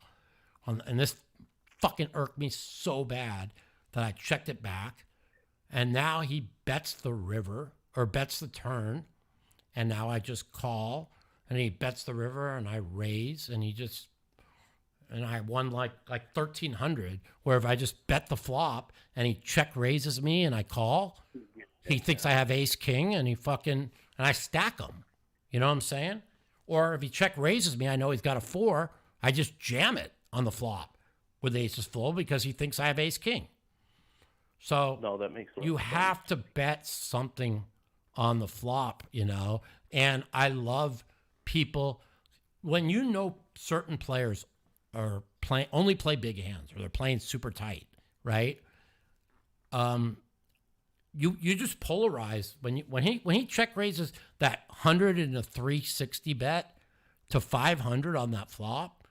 That's like genius because that's how you get max. Absolutely. That tricks me. That's the thing amateurs do a lot. They check back, want someone to. Dude, of course, dude. And big pot. I kept telling myself. I kept telling myself, why would he go to 100 to 500? If he went 100, check raised me 100 to 300, maybe.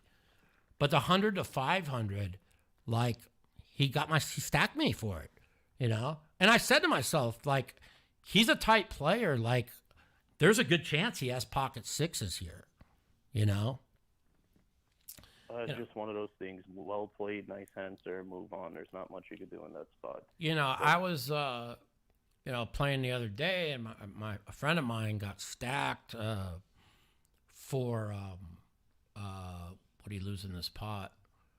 40,000 on the river, 8,800 on the turn. He went 1,100. So he called. They're playing 3-handed, and he called a raise. And I explained to him after this hand, I had a long talk with him, why the guy had it. And I explained to him for the future. So he calls 1,100 with queen 9 of diamonds on the button. They're really deep, so it's not a bad play, but it's not my style. I'm not the type of person that, likes to call queen. I'd rather have 9-10. You suited 8-9. The queen 9, could get in trouble, but a lot of people like queen 9. I'm not against it. He's 130,000 deep, and the flop came down, king jack 10 with 2 clubs, and all three called 1,100 on the pre-flop. Now the flop came down, queen jack, so he flops the second nuts, and the 3-better bet 1,100 in the 3,300, a third pot. Well, that 3-better, when he bets 1,100 on that pot on such a 2 club board on such a wet board, is telling you 2 stories. He's telling you, I've got the fucking nuts and I'm under repping, or I have nothing. So you call the 1100. Now the turn and the other guy, they both called the 1100. So now there's 5,500 in the pot. The turn came in offsuit 5 of hearts, and now he went to 8,888. Now, I told him when the guy goes small and then goes massive here, like almost 1 point, it's usually the nuts. It could be a set, but a set's going to bet bigger on that wet board because it usually hits everybody, sure. Right? So I told him my spidey senses, like, and I was watching the hand, like I thought when he went 1,100 on the flop, 8,800, I thought he had the nuts, right? And now the river, after he calls 8,800, so now there's, let's see, there's 1,100 times 3, 3,300, 1,100 times 3 on the flop is 6,600, 8,800, so there's 22,000 in the pot. And now he bet, it comes an offsuit deuce of hearts, and he bet 40,000 on the river. And my friend snapped him off, and he showed him the ace queen, and I knew he had ace queen, dude. I knew it. I fucking knew it because of the undersized to the 2x over. It just felt like it. Like and I explained to him, when somebody bets so small on a wet board, he's trying to see where he's at, and he's just going to give up the turn, or there's a chance he flopped the nuts. He's going to bet big on the turn. I just felt like when he went 88 on the turn, I just said to myself, wow, like, I think this guy has the nuts. Like, I didn't know my friend had queen 9 at the time because I wasn't, he calls me right after he gets stacked because he knows I'm watching the game. And, I mean, it's not a super easy fold either. But it's not an easy fold at all, okay? But remember what I told you. I'm in the zone, okay? I've been in the zone for 2 days. So I see things that people don't see. And my instincts just screamed, he's got ace queen when he bet this turn, because I just happened to be watching the hand. And I just told him, listen, I don't think I would have folded, but you snap called that river, and you have got to fucking think this through. Like, when you call 9,000 on the turn, a 2x pot in a 10, 20, 40 game, you don't have a flush draw. He knows you got a big hand. So that's why he went for it on the That's river. why he went 2x pot on the river. I said, so you have to decipher. Like, there's nobody in the world that he knows you have a set at minimum when you call. Yeah, he's taxing the fuck out of it. Right? Too. So, like, he has no bluffs there when he's betting 40,000. You're hoping he has 3 kings is what you're hoping, because he doesn't have bluffs there. And he doesn't have, like, he's not going that big with 2 fucking pair. You know what I'm saying? Right. And I told him this after, and I explained it to him. I said, now, do you understand what I'm telling you now? And, a lot of people get mad that I helped my friend out, but he's a good friend of mine, and, he's a good guy. And so I tried to explain to him why there's a chance you could get away from this hand. I mean, if you're locked in. I'm not saying, I probably would have called too, if I'm not locked in, But, all right. But my talent allows me to. I want to ask you a quick question. Sure. Actually, if you don't mind, it'll probably take about 30, 40 seconds. I have a very similar hand that I've been arguing with my coach about for the last week, and I'm trying to get everybody's opinion on it because he claims this is 100% fold, but every other player I spoke to that I respect their opinion says that, it's not 100% fold. Well, I'm going to tell you, I am locked in right now, and when it comes to poker, it's something that I know as much, if not more, than anybody in the world. So give me the hand, and I'll tell you my honest opinion. Okay. All right. We're playing 1, 2, 4 here. Dude opens under the gun to 23. Call. Button makes it 104. Okay. I cold call. out the small blind here. Okay. The reason I did that because the button has been major tilted. He's down like 6 buy-ins and just ran it up, and is playing super wild. What do you have? I have Jack 10-8 here, double suited. Oh, PLO. Yeah, we're playing PLO. I mean, I call. I mean, I'd rather have play that. I don't like playing that hand out of position. I don't either. Honestly, there was literally that's the only reason I did it. In position against the guys playing crazy, and I'm calling 100%. Out of position, I'm to a double, I'm folding. But if I'm gambling and just playing a small, in the PLO half and half game I play when, I'll call like 180 with dog shit all the time just because I'm giving them action. But I'm just saying if I'm really trying. I'm I'm 2,400 deep here. Okay. He has like 2,100 starting the hand. Okay, go ahead. So I'm in the small, and then the big and the straddle complete. So you're playing this hand 4 ways, and you have a suit or no? Yeah. So no. So I'm double suited. I have spades and hearts here. Okay. The flop is ace queen 9 rainbow, 1 heart, 1 spade, 1 club. Ace queen 9 rainbow. Okay. I got Jack 10-8. Okay. I got 2 back doors and a halfway decent wrap. Okay. It's a rainbow board, right? Yeah. Okay. I check and it checks around. Okay. Turn comes a 10 of clubs. Okay. So you have turn comes a 10 of clubs. You have I turn. So there's ace Jack queen 8. 10. You have you have the blocker jacks. And I turned the bottom end of the straight to the queen. Oh, okay. Bottom. Okay. So you have 8 9 Jack 10 queen. 8 9. Okay.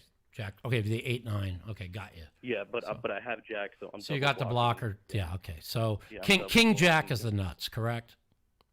Yes, Jack is the nuts here. Okay. So I check, dude checks. It checks around to the initial 3-better, who's in position here, and he pots it 424. I flat. I flat here, and I'm looking for my first thing here in this spot. This is why I hate playing this hand out of position. 100%. I agree. Go ahead. I flat here. It folds around the turn. The river comes a 7 of hearts. Like it means nothing. Okay. I check. Dude goes pot 1272, and my first thing here is like, man, this motherfucker has kings with a flush draw. That's why he potted it here on the turn. It just smelled like kings in my mind. Honestly, with me having the 2 jacks on my hand, Well, this is the reason I did this also, is because this is my logic. I have 0 clubs in this hand. I'm double blocking jacks, and I have no clubs. So he could have had ace X of clubs here, or king ace. Oh, X turn came a club, yeah. Yeah, because the turn brought in a flush draw there. So I'm thinking this motherfucker has ace king of clubs, and he's blocking the straight also. I'm double blocking jacks here. If I'm ever going to call in this spot, I should be doing it with these cards exactly. Does that make sense? I don't think there's anything wrong with this call. I just, against a guy that's playing aggro, you got the second nut straight. You got the 2 jack blockers. The only thing is, and this is probably what I don't have a club. This is what they're probably telling you. Is because, like, if the guy wanted to bluff it, he probably would have bet the flop. That if why would he check the flop and now all of a sudden pot? So now it more looks like you said, it looks like king, X with maybe a club draw. Could have been blocking the nuts there and turned a flush draw, and he's turning his hand into a bluff after Dude, everyone checked the flop. If I have king X with clubs, I'm potting the turn when it gets checked to me, and I'm potting the river when it gets checked to me. So 100%. But that's just how I play. I play the blockers all the time in PLO. And if they, I can't tell you how many times I potted it. My coach is saying it's a fold 100% of the time, and I just don't think so, especially not having clubs there. If you have no clubs in your hand, and you just told me the guy's playing aggressive. If it's a guy who's not fucking bluffing at a high enough frequency for this to be a profitable call in the long run, which I agree to disagree. I don't know, I can't man. call 100%. I'm telling you right now, if I have king X, and they check to me in position, I'm potting it with 2 kings. If I have king fucking deuce fucking 5, I'm potting it. And then I'm gonna do it again on the river. Because it just seems like I got the blockers. You check to me, so you can't have king jack. So I'm just going for it. I don't know. I do that. I do that in PLO all the time, dude. It's essentially a bluff catcher at that time. And not really. I mean, yeah, it's a bluff catcher, but like it's nuts or air. It's nuts or air. You got the blocking. You're blocking with 2 jacks and. I don't know, dude. It's really not like if he has 2 kings, right? It got checked to him. Like king jack. See, honestly, what I would have done with your hand, I would have let out for half pot on the turn. Now that's the mistake I think you make. You could lead out for half pot, and if you get fucking raised, you they can't raise you without the nuts when you lead out into 2 people. That is true. There's your mistake you made. Like, if you just lead out for fucking 400, if you lead out for 400, the other guy folds, the guy pots, he has it. It's an easy fold. Yeah, that makes sense. See, there's the mistake you made. And see, now, if you're in position, and he checks to you, and it checks, and now he's got you behind him, and now he pots and you call. See, he can't pot that with you behind him. That's why I hate that hand out of position. If you would have just bet half pot on the turn, you would have lost 400 instead of what'd you lose? 15, yeah. So total wins the hand. I lost like. There's no way that he could pot it. If you lead out into 3 players for like half or a little over half, 60% pot, he can't raise you without the nuts. So there's your mistake. There's your mistake. You cost yourself $1,200. That's my opinion. I appreciate your opinion there. I have one last thing I wanted to ask you. I've been putting in a ton of volume online, man, and this has been an issue of mine playing for years now. I'm so fucking result oriented. I could have a heater for a few days and feel like I'm fucking Patrick Antonius. Oh, can you block this guy? I don't need somebody negative people just talking shit. Go ahead. I don't block people very often, but I don't like people that just nonstop just want to talk shit. I don't need them in my chat. Yeah, she'll do that. Go ahead. So go ahead. What was your next one? I apologize. What do you do, man, to not be as result oriented? Do you not pay attention? Never result oriented. Because I hear you keep track on a weekly basis. Yeah, I don't ever like think about what I'm losing at any time. I tell my friend that struggles with tilt to put fucking tape over the fucking lobby that shows what you're stuck. And don't look what you're winning or losing. And just play until you're tired and then quit. Because it's one long session. Poker's one long session. What you win and lose in a day means nothing. And see, when I told you I was struggling and I was just playing cards instead of poker, I was just fucking playing nitty because my feel was gone and I was keeping like, how much am I up? What am I stuck? You know what I'm saying? Because I knew I wasn't playing well, but like I never look what I'm winning or losing. Never. I just focus on the game, Yeah, I guess it's just easier said than done. I mean, it is, but if you just sit there, I tell my friend, he plays on his phone. I'm like, start playing on an iPad. It's bigger. You see the cards better. I said, and then you can just put some tape right in over the lobby and never look what you're winning or losing, right? And then just stay focused. And then, if you feel like you're playing bad, quit. If you're playing good, stay. Well, the biggest mistakes people make is they love to quit when they're winning and they love to stay when they're losing. Dude, just remember. Dude, I had a guy in our game last night. I don't want to say what he won, but he won a high 6 figures. And, dude, the guy was just crushing because, dude, when you're winning, You're playing with confidence. The cards are coming. You're just fucking making all the right plays, all the right bluffs. People are fucking in fear of you. You could make big bluffs when you're crushing because they know you're fucking have it every time. You know, when you're losing, your image is terrible. You can't bluff, so you got to knit it up when you're losing. Yeah, your confidence level's down to dick. Yeah, you know. So when you're winning and playing with confidence, people fear you. When you're losing and fucking whining, they're just going to call you down because they know you're losing and trying to get it back. You know. Well, do I do this only me, or is this a common thing? Maybe I'm just fucking retarded or something. If I get into a game, the game sucks, and let's say I get down a buy-in and a half or two buy-ins, which is no. If the game sucks, I quit. You know, my mind is like, all right, I'm gonna get even and fuck this game. I just won't accept fucking. Well, losing the buy-in. my friend has that same problem, right? And I you know, many times this is one of my students that I've been working with, right? I'm like, dude, you are never getting even in this game. It sucks. Get up now. You know, now he used to go off for big numbers. I work with him. He's really one of my good friends. And we have a deal.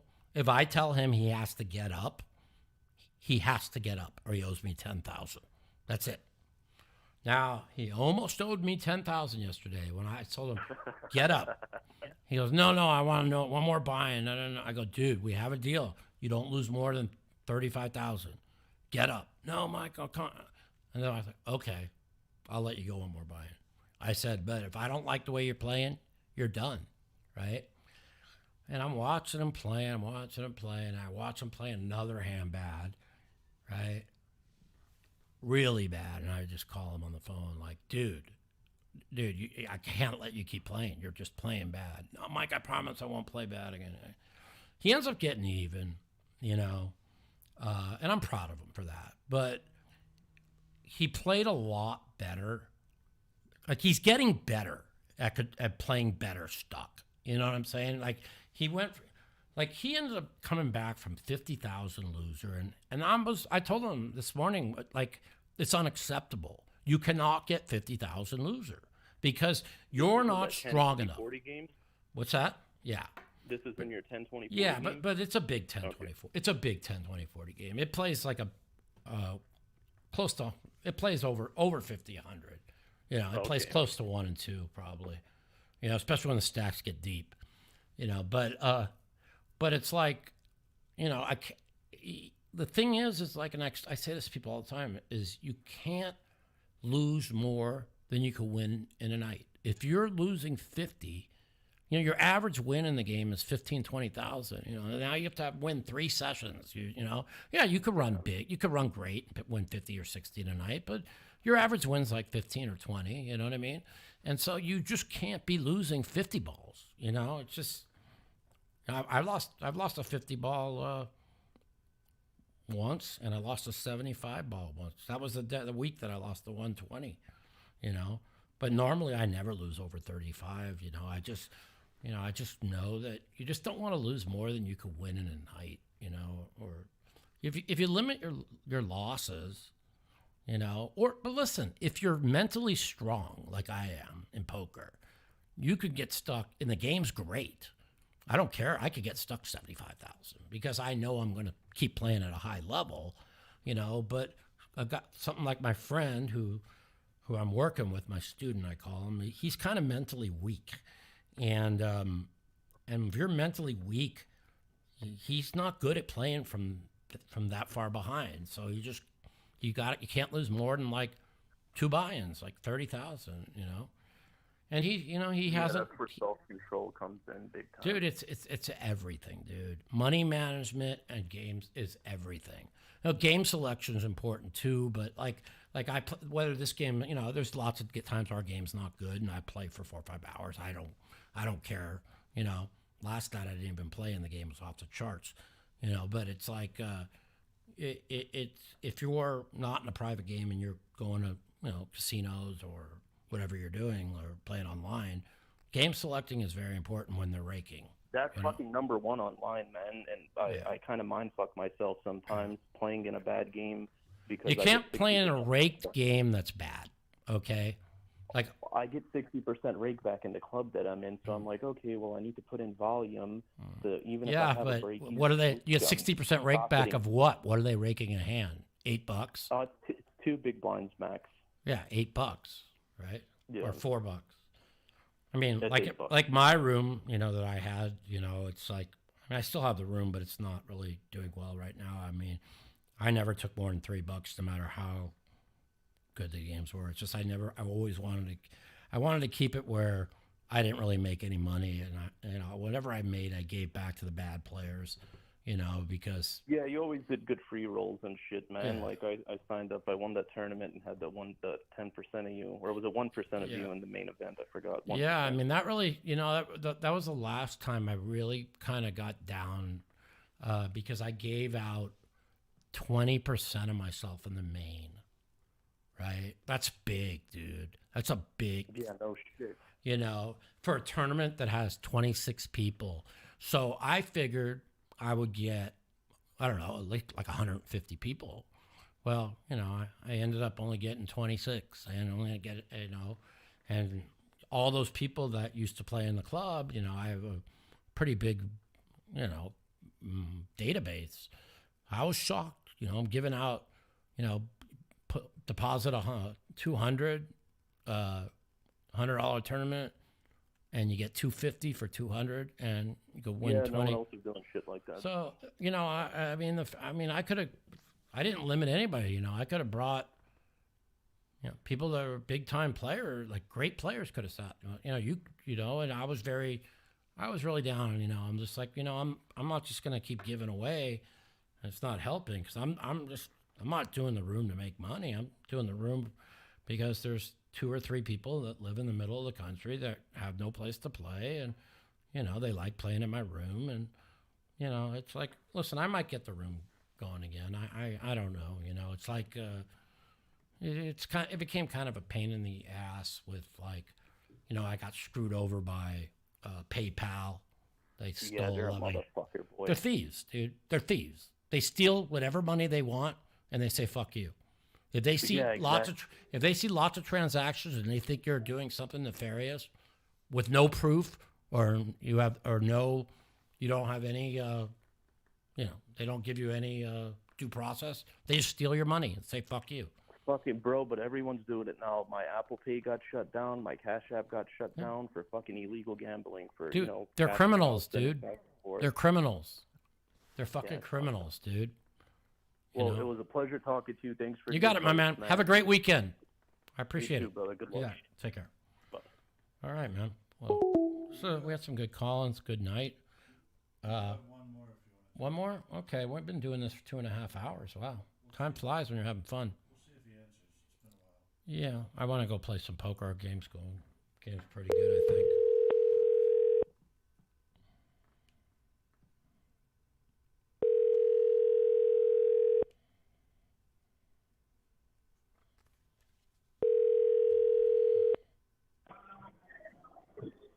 Hello? What's up? Welcome to Mouthpiece. This is Mike.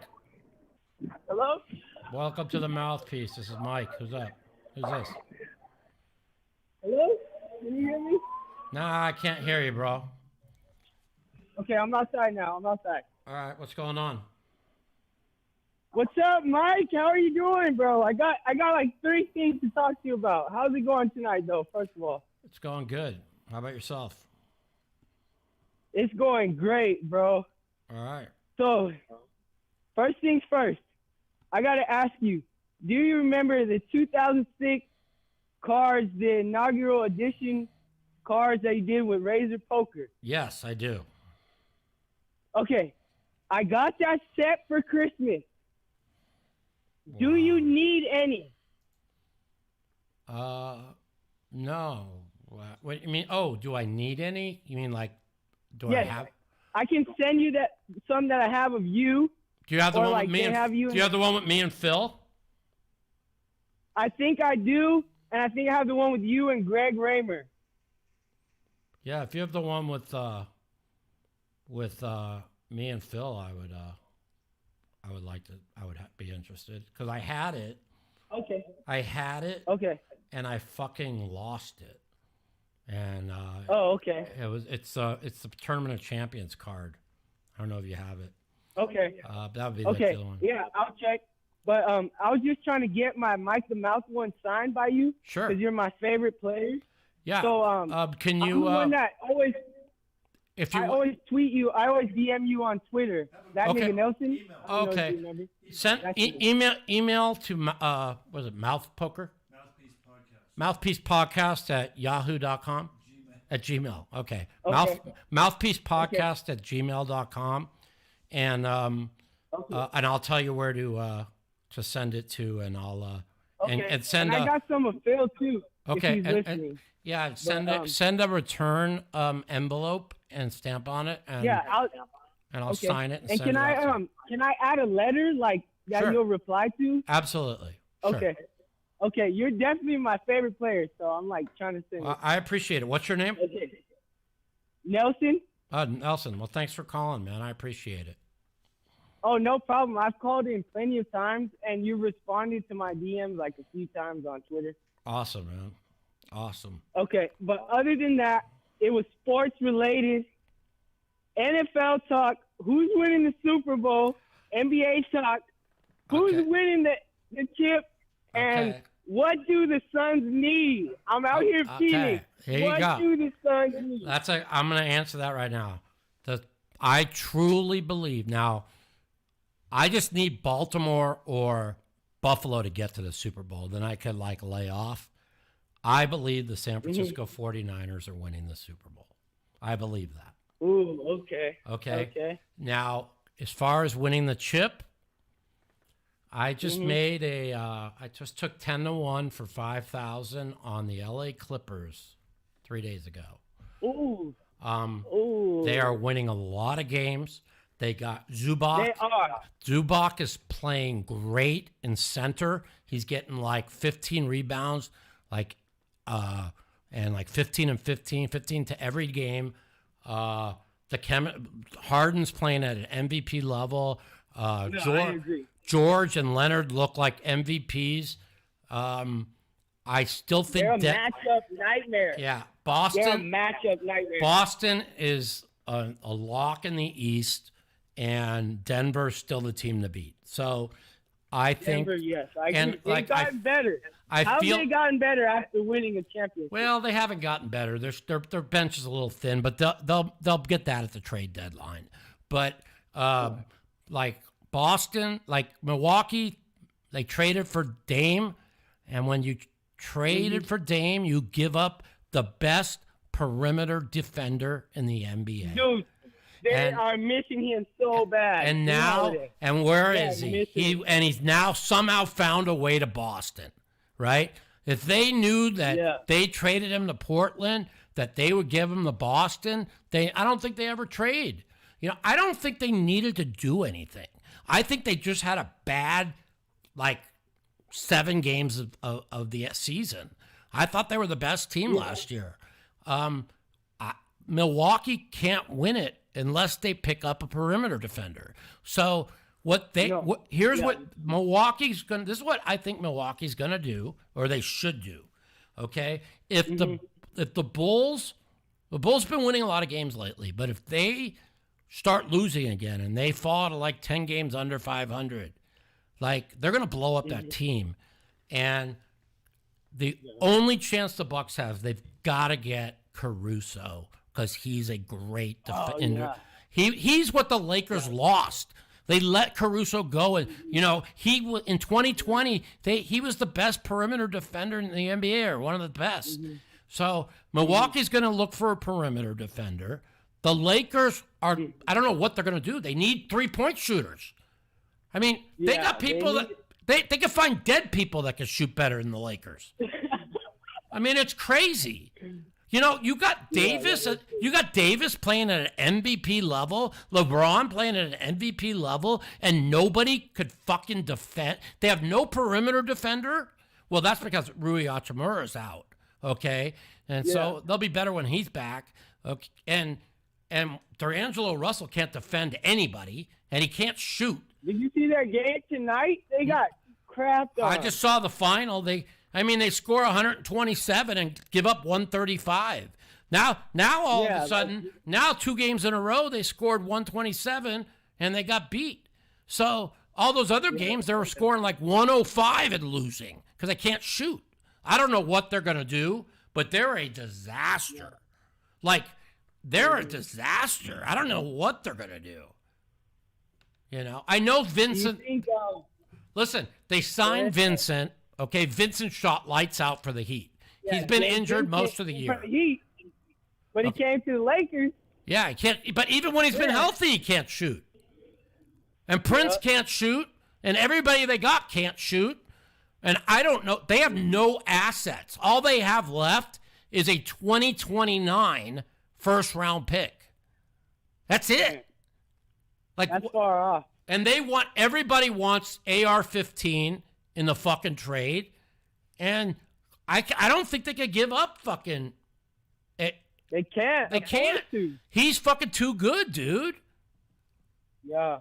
I mean, he's fucking a great... But D'Angelo Russell is worthless. That's why the Warriors got rid of him.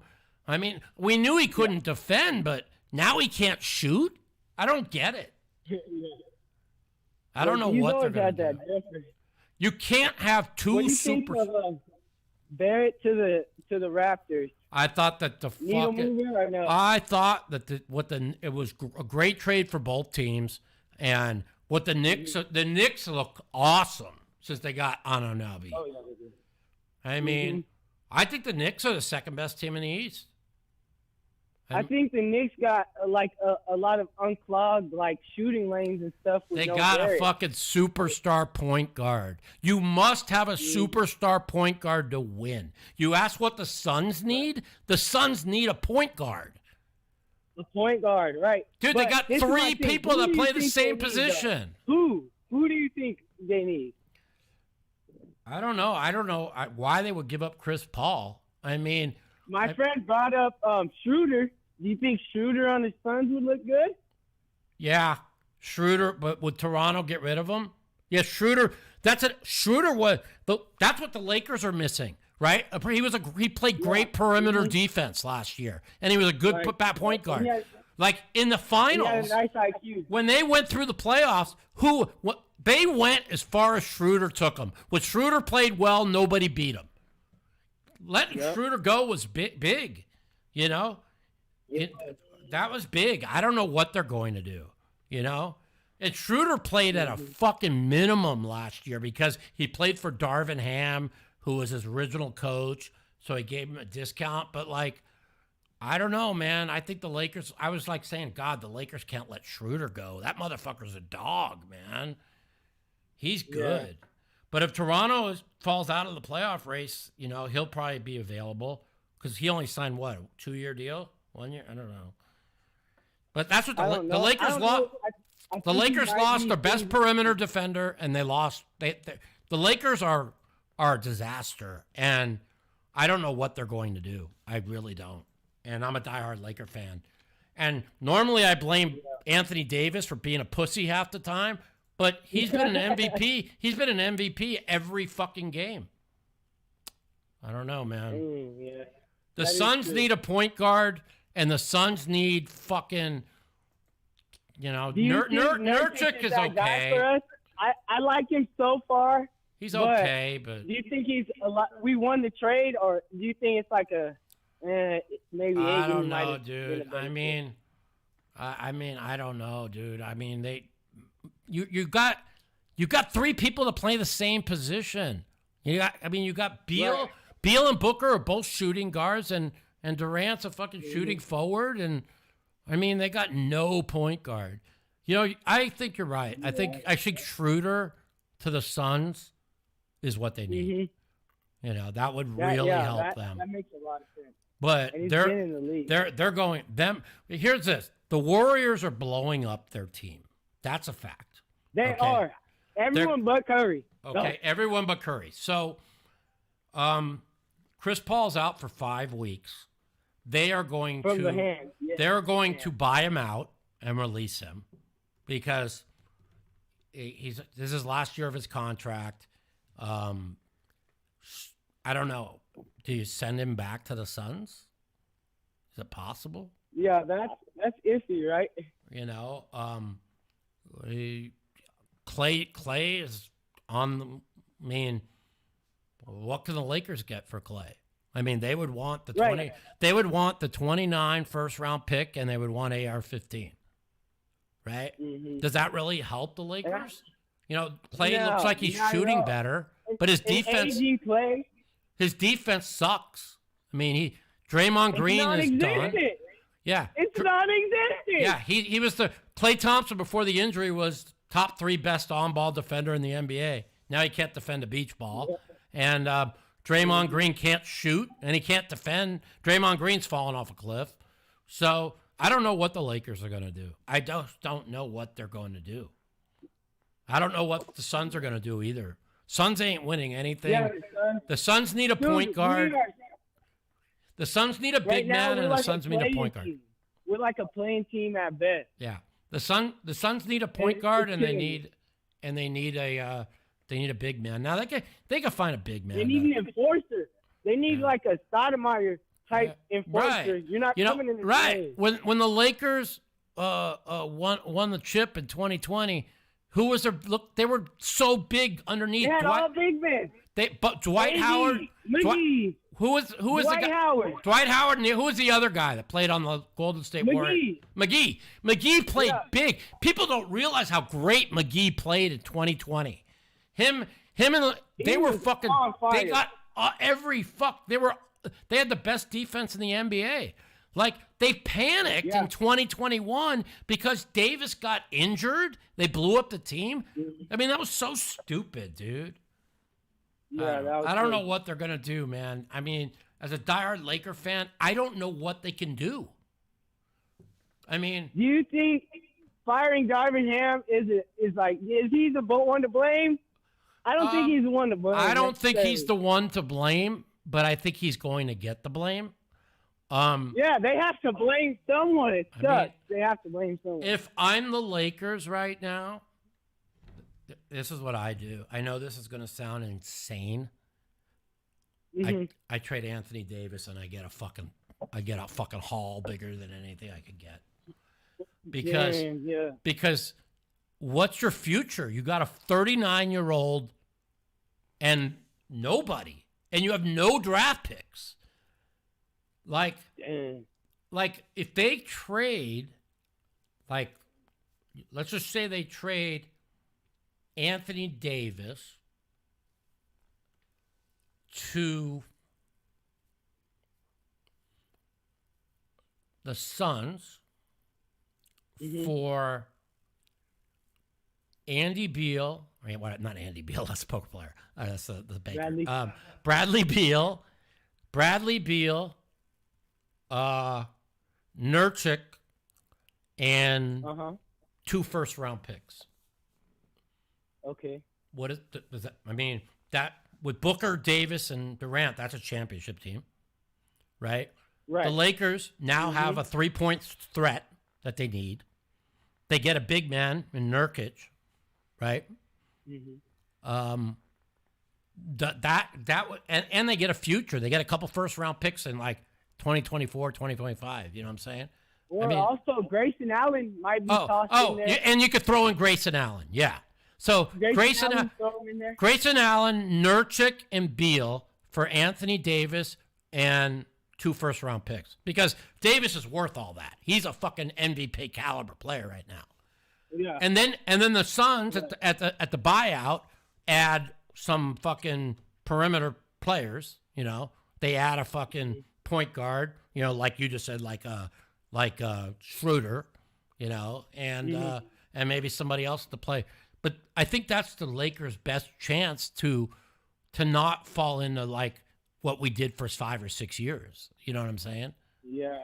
You know, but you know, they can also, free agents will want to play with Anthony Davis. You know what I mean? Yeah, that is true. You know, he's also a chip that, like, people will come to LA to play with him if you give him up. But people will come to play with with Bradley Beal too. You know. Yeah. And Booker's a big job too, though. But they can't. They got to keep Booker and Durant. Like, if they got Booker, if they go keep Booker, Durant, they add Davis, and they give up Beal, Grayson Allen, Nurkic, and 2 first-round picks, I think that works for both people. I think you might be right because what do you think of Beal's injuries in these past few weeks? It's killing me. Yeah, well, he cannot just stay on the floor. Well, and Davis can never stay on the floor either, but he is this year. He's playing at an MVP level. That is true. I mean, to me, I think they're around the same age. Yeah, I don't know I know the Lakers lose a lot of defense underneath, but I mean, they need a haul. They need, like, Beal's a superstar shooter. You know, he's a fucking star, but he's not a star in that lineup. He got a great bag, too. You know, and Grayson Allen is a way better NBA player than I thought he'd be, and he's a great shooter. Yeah. And look, I just think that the Lakers have got to find a way to retool. I don't know what they're going to do. I mean, they have nobody, you know, and I don't know. That's a big haul, you know. Bradley Beal and Grayson Allen and fucking Nurkic and 2 first-round picks, but if they can get it, it would send the fucking Suns right to the top. It would put the Lakers in the middle of the road where they are now, but they could add to that next year. I don't know what the Lakers are going to do. They're sitting in cap heaven hell and they have no draft picks. I don't know what they're going to do, but I don't know. That's my thought for you, bro. Okay. All right. Okay. Listen. And Mike, pulling for me, go ahead. The Buffalo Bills win the Super Bowl is where I make the most money because I bet 5,000 of them before the season started at 8-1. If the Ravens win the Super Bowl, I win 17,000. I was going to say them, the Ravens. Anybody but I fucking Kansas City. I think the Lions are going down. I think the Lions lose to the Rams tomorrow, but I could be wrong. I I just don't think they have a good enough pass defense. Just before you let me go, what was the email again? Oh. To send the mouthpiecepodcast@gmail.com. Mouthpiece podcast. Okay. @gmail.com. And then I'll send you like a picture of the cars and stuff just to show you. You got it, man. And then I'll probably send a letter just so you can write back, and I'll add the page. All right, man. Have a good weekend. I'm going to go play some poker. For real, Mike. Thank you for taking my call, brother. I hope you have a great night. You too. Have a great weekend. So, somebody just put in the chat the Warriors lost to the Bucks. I told my friend to remind me to bet the Bucks today on a back-to-back for the Warriors, and they were going to get creamed. Did they get creamed? Did they cover? Anybody know? Because if they won and covered, I am going to call my friend and tell him he owes me $2,000. 129 to 118. They won by 11. That's a cover, or it's got to be close to a cover. There's no way they were more than 11-point dogs. Motherfucker, I told them to remind me because they were on a back-to-back. Gosh damn it. Another spot down the tube. All right, guys. Have a great weekend. Thanks for listening. I don't know. Enjoy the games tomorrow. I think both games go over. If Green Bay covers, it for sure goes over or goes under because they're going to have to hold Dallas down. And if Dallas covers, I think it goes over. So, I don't know. Enjoy the games.